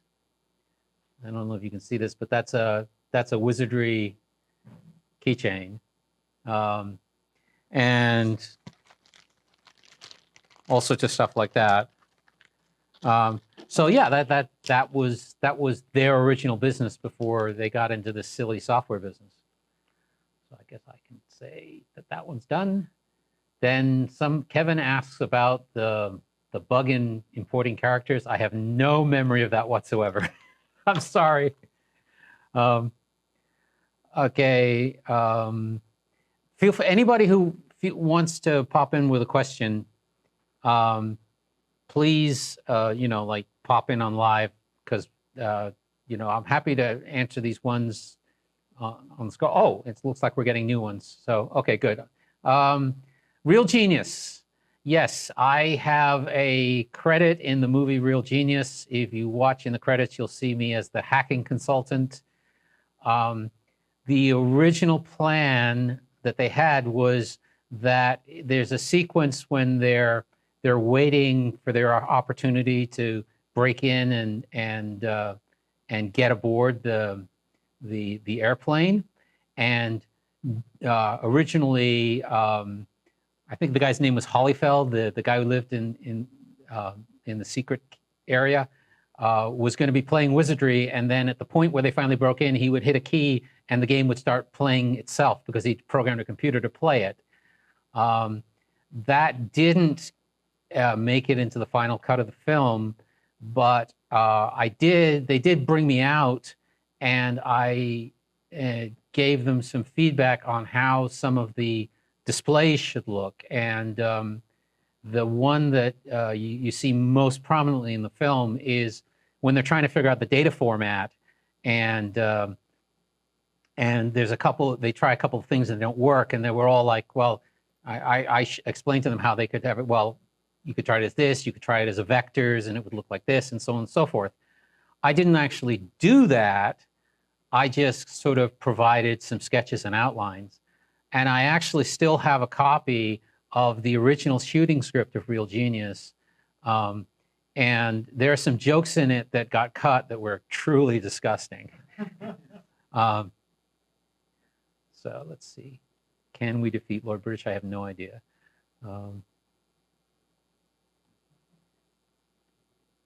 Okay, the question about the P-code interpreter. Yes, the way Wizardry worked on all the other machines was that Apple had created a UCSD Pascal interpreter for the Apple, and we just did exactly the same thing except for other machines. Okay, and then so as soon as we'd done that, the code that we wrote on the Apple would then run on the new machines, except that you had to change a little bit of assembly language for the graphics. So that's how it all worked, and that's why when I was writing Wizardry 4 on the PC 9801, after I booted into MS-DOS, I just ran an MS-DOS program that booted up a P-code interpreter. And so now my machine thought it was an Apple II because I was running Apple Pascal to do the actual development. Okay, yes. The original Wizardry development was done on a 64K Apple II with 2 disk drives, and we had to do all sorts of stuff to make the compile time reasonable, because the full compile time on the full Wizardry game was something in the order of 6 to 8 hours. So obviously you didn't fix one bug and then recompile, but there was a trick you could do because UCSD Pascal had this neat feature, which is one of the things that made Wizardry runnable, which it was called segment procedures, which is basically you could have segments of your program that get swapped in off disk as necessary. And the segments needed to know about all the other segments, but they didn't need to know what was in them. So you could make a skeleton of the program that just had all of the segments defined, and then have multiple copies of that skeleton, but you only, in each one was the bare skeleton plus one of the segments, the code for one of the segments. And what that let you do was do a compile that would compile, but that only had the final code for one of the segments, but then they had a utility that let you copy segments between different code files. So you could then compile every segment separately and then merge it into a final program and then run that. And that meant that the typical compile time for a Wizardry segment was somewhere in the 30-minute range, a little longer for the combat segment because that was the biggest one. I mean, the Apple Pascal compiler didn't measure its speed in lines per second, but seconds per line. It actually printed out a dot for every line compiled, and you could just watch the thing going like tunk, tunk, tunk, tunk, tunk, tunk. Let's see. Herb says, what do you remember of anything about the Orange Road LD Box pre-order project? In the early days of AnimEigo, for projects we weren't 100% sure about, we would just go out and say, well, okay, look, how many people are going to buy it if we do it? And if we got enough that we thought it was going to be profitable, then we would do it. It was sort of, I guess, a paleo Kickstarter, same sort of approach, but we didn't actually ask people to pay for it until the product actually came out. I think the idea of getting them to pay for it before I even start the work is much better. Okay, Dan says, the protection of Wizardry sounds like synchronized tracks. How'd you get that idea, and can you say more about the development process for it? Okay, yeah, it was synced tracks, but actually it was desynchronized tracks, and each track was desynchronized from the other tracks in a slightly different way on different disks. So it basically was a way of fingerprinting, setting up the disks to be different in a way that wasn't noticeable to the general operating system, but was fingerprintable. And the way that came about, I don't remember the exact details, except that I had to bury my head in how the Apple disk worked and how the formatting worked. And I knew that I had a limitation that the disks had to be pretty much standard, because otherwise the operating system wouldn't be able to recognize it, because I didn't have control over that. So basically I just had to come up with something that was a difference that was not noticeable to the operating system. And this was just basically one of the first things I came up with. Okay, Star Maze.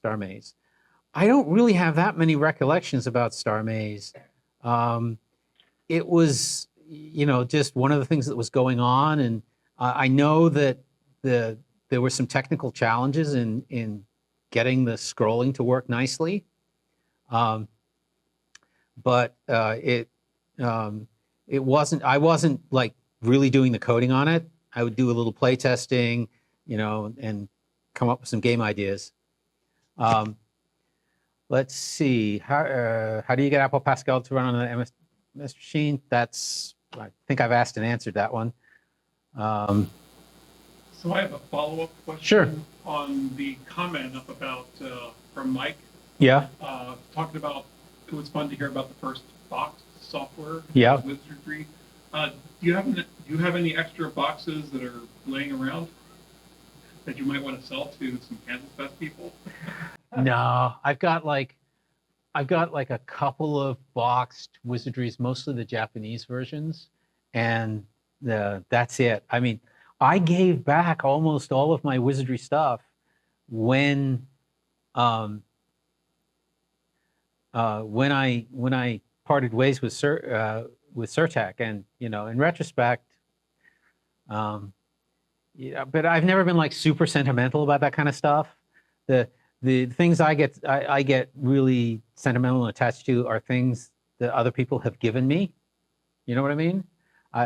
So yeah, it's like, I was so into Wizardry that it was kind of like the water and the fish don't notice the water kind of thing. So Dan asks about the sound in Rescue Raiders.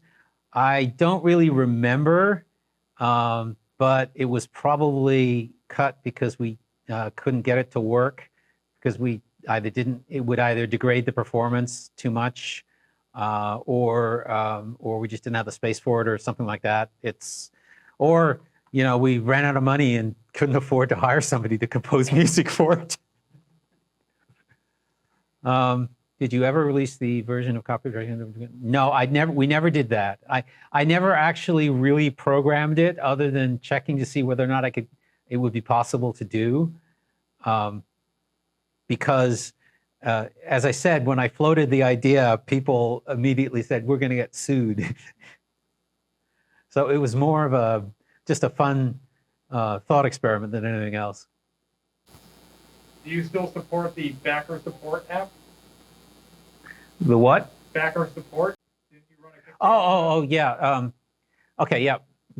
Backer support is is a FileMaker app that I wrote for helping to run the fulfillment of Kickstarter campaigns. And yeah, I still use it. I've upgraded it over the years as I do each project, and I have to add new features. So it's gotten a little crufty, but it works. And anybody, I'll give it away to anybody who needs it.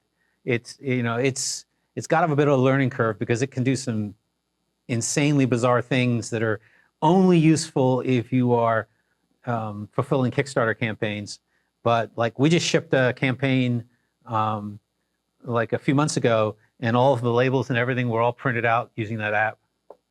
So. What was that campaign? Maddox. It was a Blu-ray of Maddox, which was the very first thing we ever released. So, full circle. Okay, looking at Brian asks, was a sequel to Rescue Raiders ever planned? I don't know. By that time, I was gone. Assembly language program, what assembler did you use? The assembler that I used was the one that came with the UCSDP system.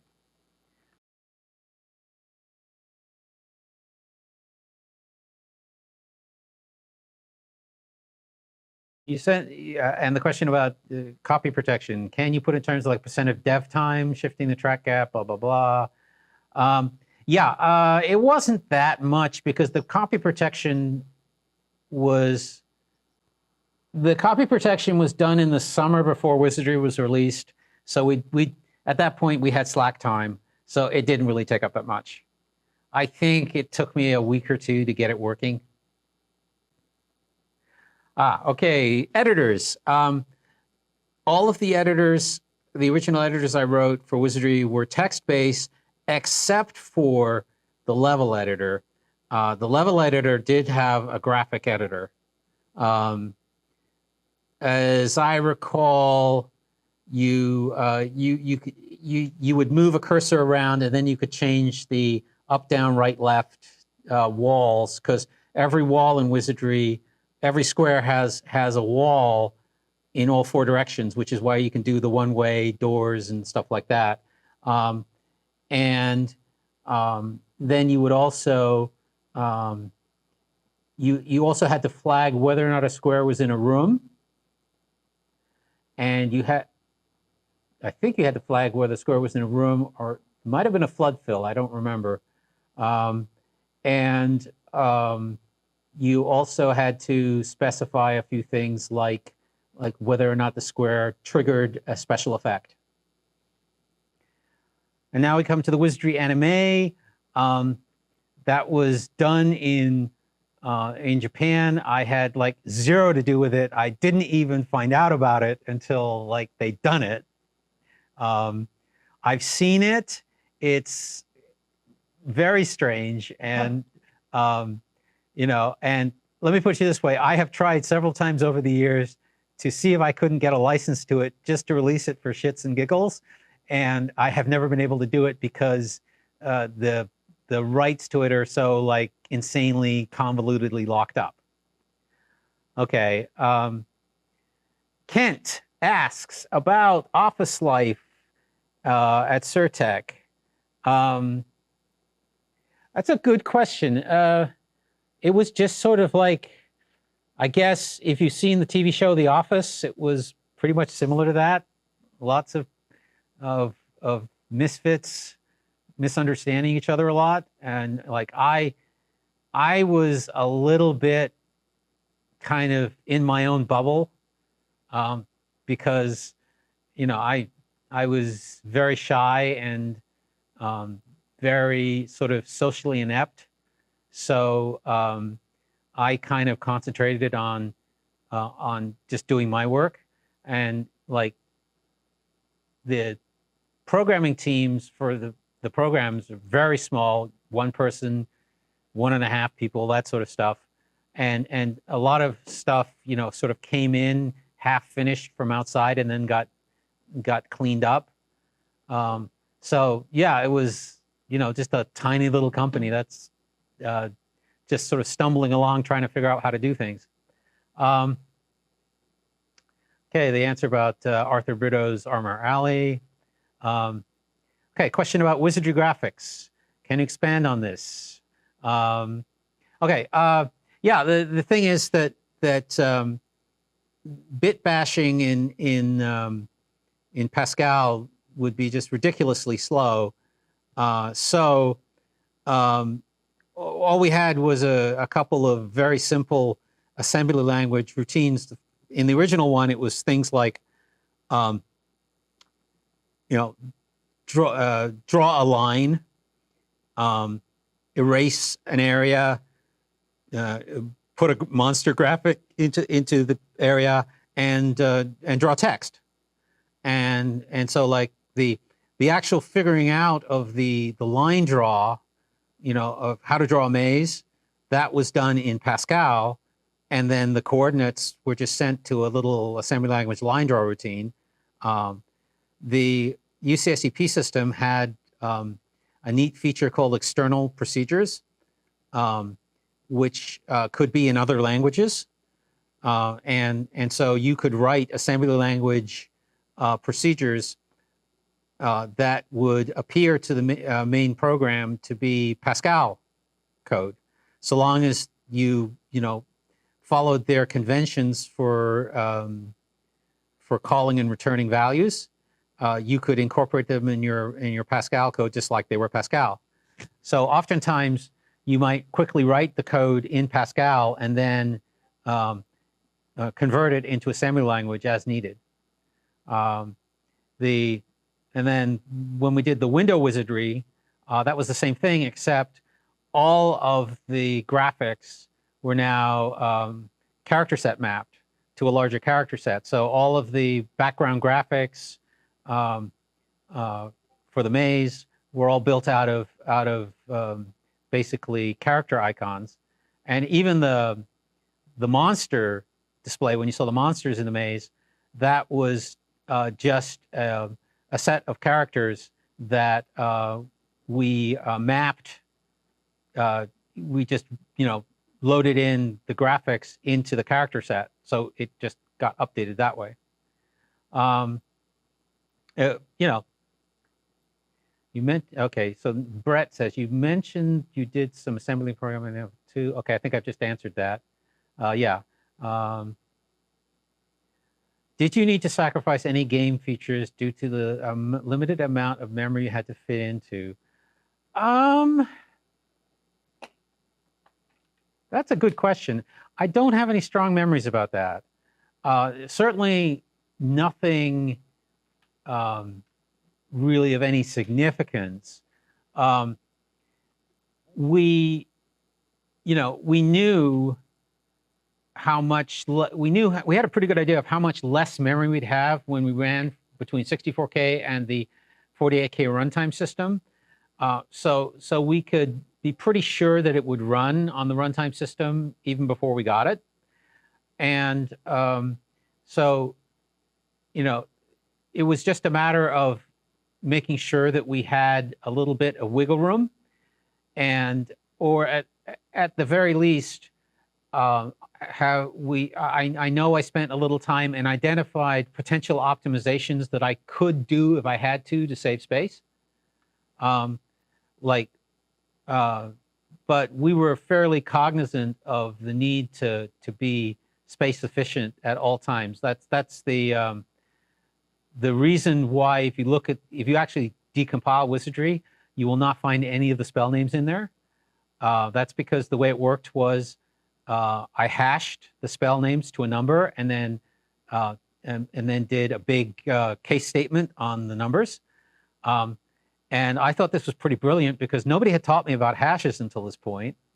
So I came up with that idea on my own, but I couldn't find a hash function that was both simple and fast and didn't have any collisions with the original spell names that we wanted to use, which is why if you look at the spell names, there's a certain regularity and system to them, but there are a couple of irregularities And that's because I just gave up and just, changed one letter in those spell names so that the damn hash function wouldn't collide.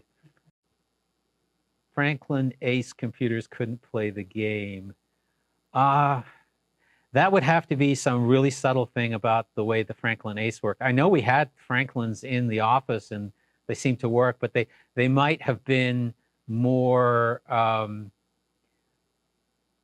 like intolerant of they might have had some differences in the disk hardware. And I could see how, like, if there was some difference in the way the stepping worked, some slight time difference, that could cause a problem.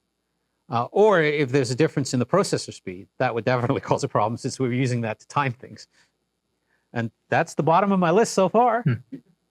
Maybe I'll spotlight myself here to demonstrate how it's done for people if they wanted to raise their hand and do it. But I'm also, because I'm a panelist, I can't ask a question. So maybe I will just ask my question live if that's okay.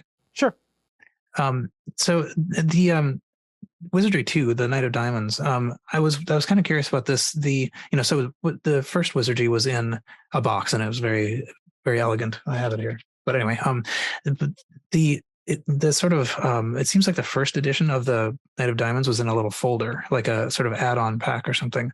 That's the one that the collectors are after. That's the prized one to have. But I was wondering, so the prized one is the shit one. Exactly, yeah. And I was wondering what the decision was, like how it came to be that it started out as a folder and then went to a box. I think it probably started out as a folder because it was considered sort of an add-on. I don't really remember too much about that because that would be sort of Rob and Norm's aspect of the business. And I think based on the feedback they got, they decided that it was a mistake and changed it to a box. Okay, that matches my head canon, but yeah. I was just curious to know if that was true. I mean, usually it's, the answer to almost everything is it seemed like a good idea at the time.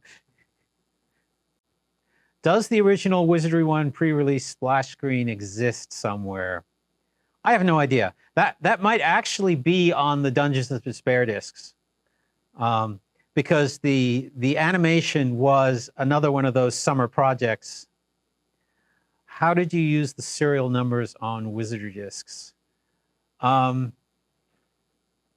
I don't know. I don't even remember that they had them. Yeah. So yeah, I mean, a lot of oh my goodness, why did they have serial numbers? I have absolutely no idea. There was the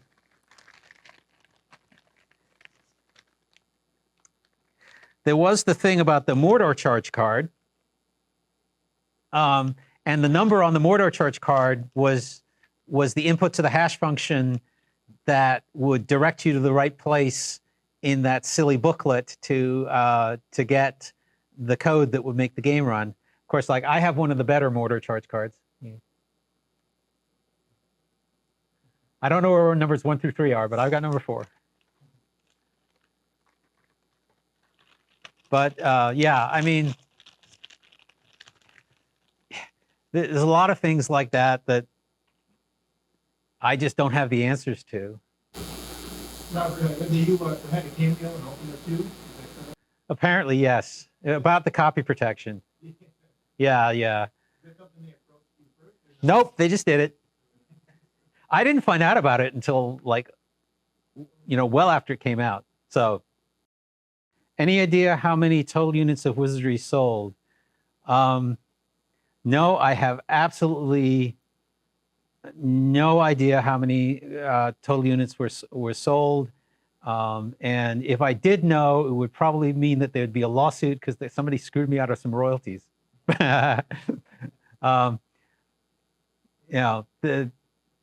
So were there any memorable bugs? Boy, let me think. Just lots of little things, just lots of little niggly things. Nothing nothing memorable enough that I would remember it like 50 years later, 40 years later, certainly.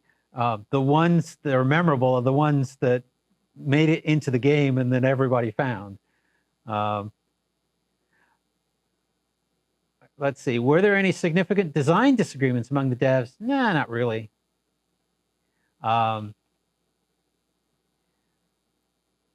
Were the names like Tiltawait just made up? Were they puns or something? They weren't puns, but we kind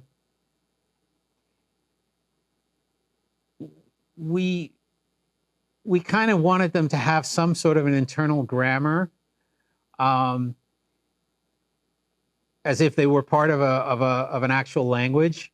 And somewhere along the way, probably starting with about Knight of Diamonds, we kind of decided that they would all, everything would be mock Welsh. So that's why you get little gammon and like really Welsh sounding stuff. So that's so that's how that came about. I am still in communication with Andrew. He lives out in California, and you know, he's a pretty private person these days. But you know, the last time I saw him face to face was I don't know, 4 or 5 years ago, before the pandemic. And you know, so he got married. He has a couple of kids. You know, his life has been a little bit more eventful than mine, but especially his relationship with Surtech, and there was some litigation about that went on for a long time. But that's really not my story to tell. So you'll have to invite him, I guess, if you want to hear about that. Royalties. Yeah, I did. Initially, I got a share of the profits because I was an owner in Surtech. And then when I left Surtech, that shifted over into a royalty arrangement. And my royalties were based on what they paid Andrew, and they decided not to pay Andrew anymore. So life got complicated. When did you leave Surtech? Oh goodness, it was like 88, 89. It was after Return of Wordna, and you know, we just, what they wanted to do and what I wanted to do was kind of growing apart. And so, you know, there was some angst and stuff like that, but it was relatively straightforward. For example, I agreed to train David Bradley in using the Wizardry tools and stuff so he could create Wizardry 5, and you know, I helped him with that. But it was just basically, we'd kind of grown apart, you know? So, let's see. Had I heard of KansasFest? What were your general thoughts? Blah, blah, blah. Yeah, I'd heard of KansasFest on and off. It's sort of on the periphery, but I hadn't really checked into it much until I got the invite a few years ago to come and do the keynote.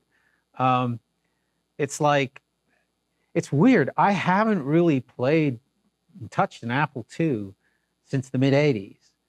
I don't really have that kind of nostalgia for it. I mean, I enjoy them, I like them, and I really appreciate them for what they are, but it wasn't something I was keeping up with. I had too many other things going on in my life.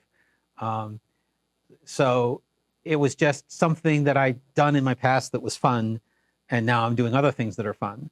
The way people react to it, I'm happy about it. I'm happy that it's brought them some joy. You know, it's all out of proportion of what I thought it would be, and so I'm always a little bit surprised by it, the way people react to it. but I've gotten, every so often I'll get an email or a letter from somebody saying, how it touched them and how they appreciated it. And I really appreciate that. But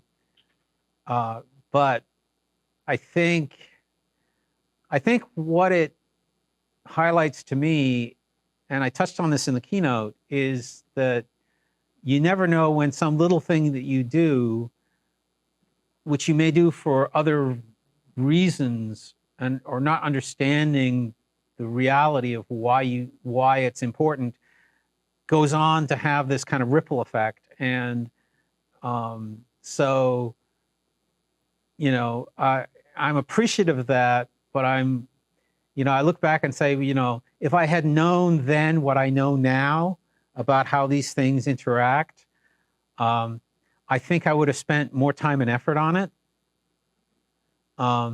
And I think I would have done it more thoughtfully.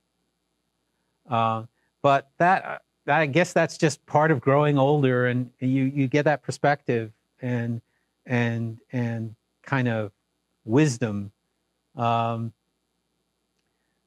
So yeah, I really appreciate that people love it, but I'm sometimes a little bit kind of like embarrassed that it, when I see this kind of the reaction it gives, it kind of like, it doesn't make me feel bad, but it makes I don't know quite how to process it, and I try to respond properly, but I'm never quite sure if I'm doing it in the right way. So it's just weird, right? So patches didn't exist. How much time was spent testing? We spent as much time testing as we had. We did have to hit release dates. Once we told the distributors that it was coming out, it had to be out. So, and we did patch the game. If somebody reported a bug, we would try and fix it. So I think somebody once told me there were 3 or 4 versions that they know of the original Wizardry game. Yeah, I mean, and also there's stuff where, if we found out something while we were working on one of the later scenarios, sometimes that would get backported into the original. Stuff like that. Okay. Of the games you helped create, which is your favorite to play? Oh, that's tough.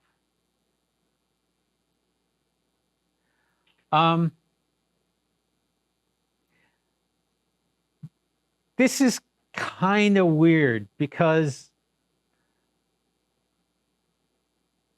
there's the old saying that if you knew how sausage was made, you'd never eat it.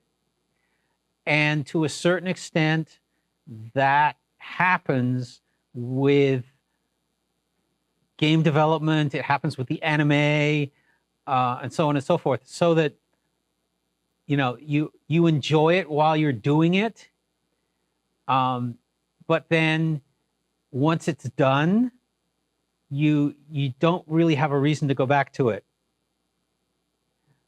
except maybe casually. Like, I have played Wizardry through as a tester, but I've never played Wizardry as a gamer because I'm too close to it. And that's, but I enjoy playing other people's games very much. I don't play a lot, but when I do, I really like, if I find a game that I like, it's going to be like, okay, well, I'm going to be doing that 8 hours a day for the next couple of weeks until I burn through it. That's, but my own stuff, it's like, I'm too close to it. Do I still have my old Apple II? Nope. Don't have an Apple II. Haven't had an Apple II since I left Surtech. They got all that stuff back. At the end of Night of Diamonds, there was a riddle requiring an exact answer, blah, blah, blah. And very frustrated with the world because it required the word the. Who is responsible for this? I gotta ask. Okay.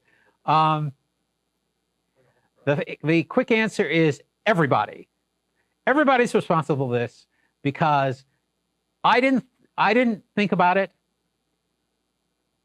Andy didn't think about it. None of the playtesters thought about it. It completely flew past us that people might just only type in Knight of Diamonds instead of the Knight of Diamonds. Okay? If we had realized this, we would have put in a clue that made it more clear that it was a four-word answer. But this is just an example, and you see this all the time of, especially like when people are writing manuals. The manuals are written by experts, and it's very easy to slip into the trap of expecting that the reader is also going to be an expert. And so if you're not very careful, you make assumptions about your audience that are not in fact correct. And this is an example of that. You know, all the experts playing the game would have no problem with that, but some people would. So yeah, I'm sorry. I apologize, and tell your mom I'm sorry too. In fact, this is official. Brendan's mom, I'm sorry. I really am.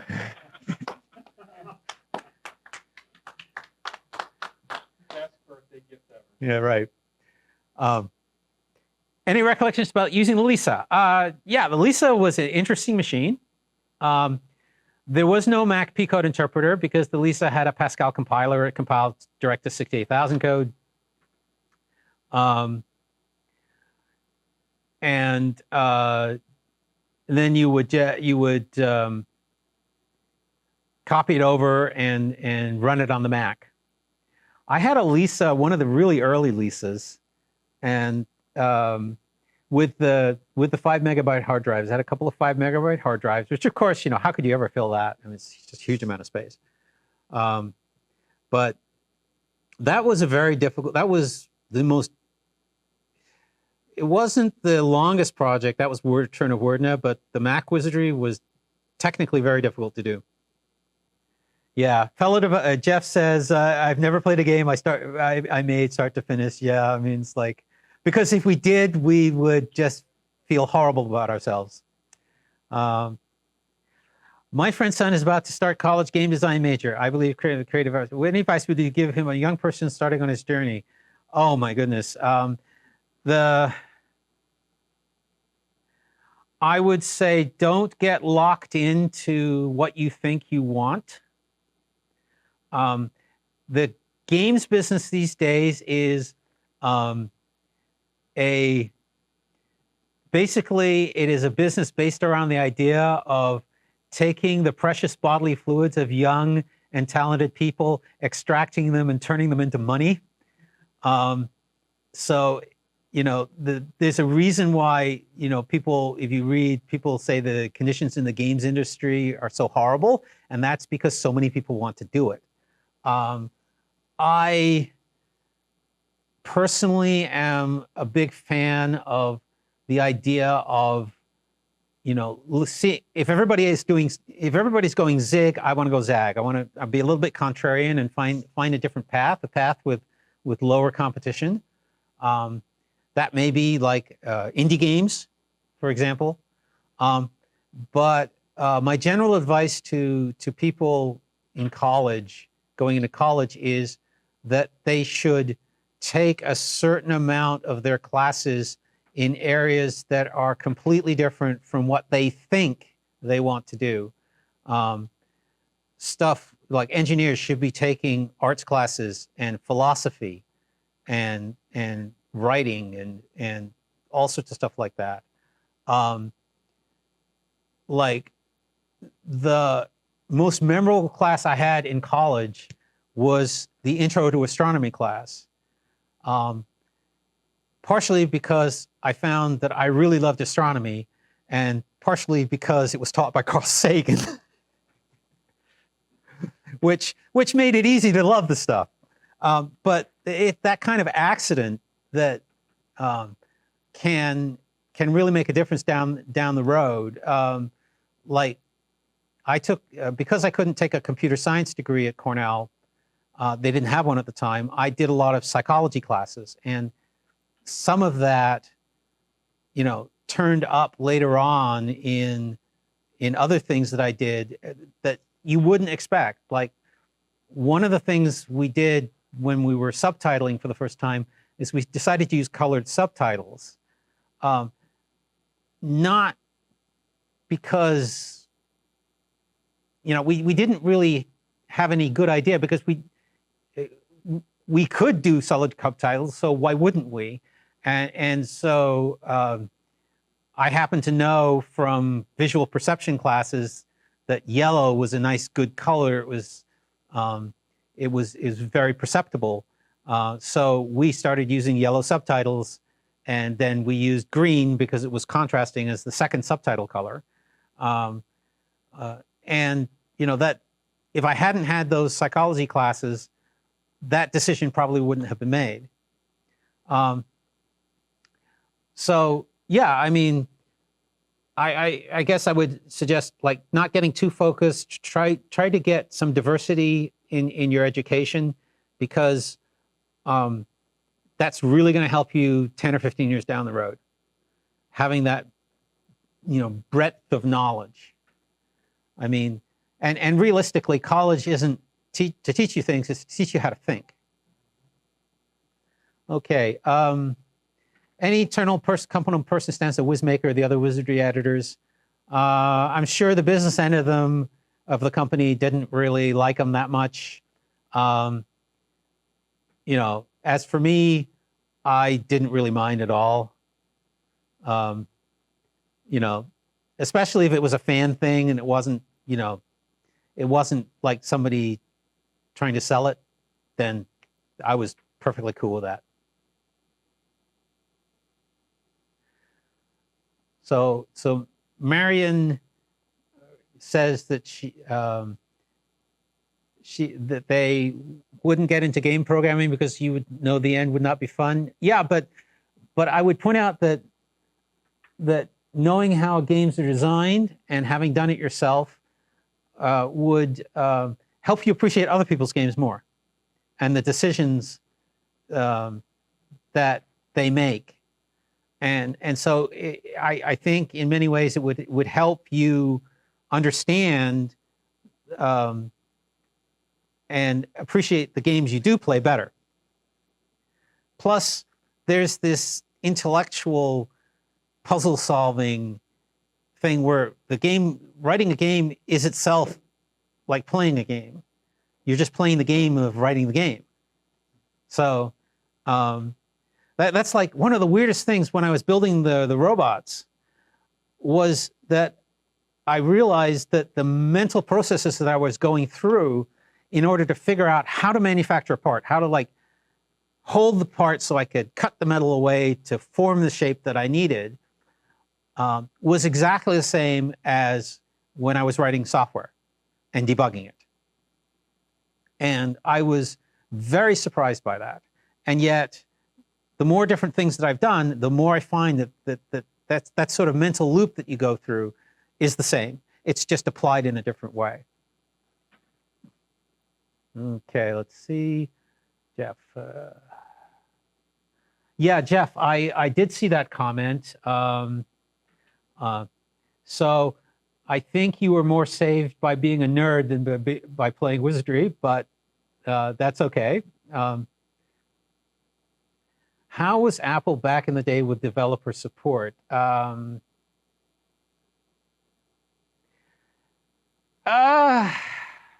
just trying to remember.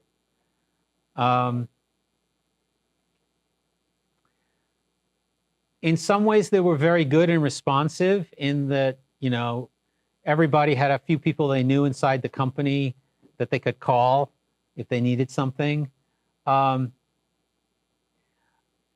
At a certain point, they did have like you could get discounted hardware out of them, more on the Macintosh than than anything else. I think we paid full price for our Lisa. You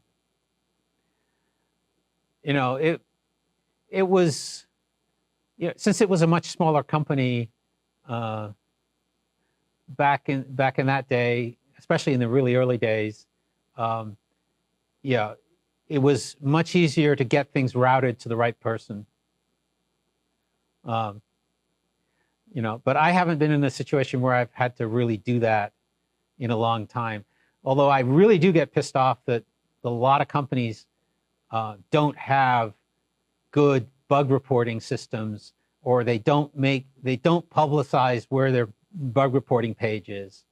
I mean, I've got like 4 or 5 different services that I use that they have serious bugs, and every bug report I send in gets blackholed because I don't know the magic words to get them to send them to the right person. It's really annoying. I just got an email back from one of them today saying, well, we can't help you, so please call our phone number. It's like, yeah, right, like that's gonna do anything. Anyway, that's it. I mean, that's one of my personal pet peeves, because I tend to push other people's software to the limits, and so I do tend to find bugs. Okay. Well, I have a question. yes. You talked about porting Wizardry to all these different computers. What about the console? Did you work on the Nintendo at all? I did not have anything to do with the Nintendo version of Wizardry, although I played it a little, and it's probably the best version that was ever done. Wow, why do you say that? Because the graphics were really good, and they got the feel of it just right, and so I was really impressed. I mean, boy, that looks really nice, much better than I could have done. Huh. So yeah, they obviously put a lot of effort into that, and it showed. No, not really. I mean, if you have other questions, put them in the Discord channel, and I'll see what I can do about answering them over the next couple of days. I'd like to thank Robert Woodhead for joining us. It was a fantastic keynote. I appreciate his stories, his insights, and his wisdom. I went into this keynote having only played Wizardry for a few minutes and wondered what I would get out of the keynote, but I was wrong. So thank you again, Robert. And if anybody has further questions for him, please post them in Discord. He's already answered a few questions over there.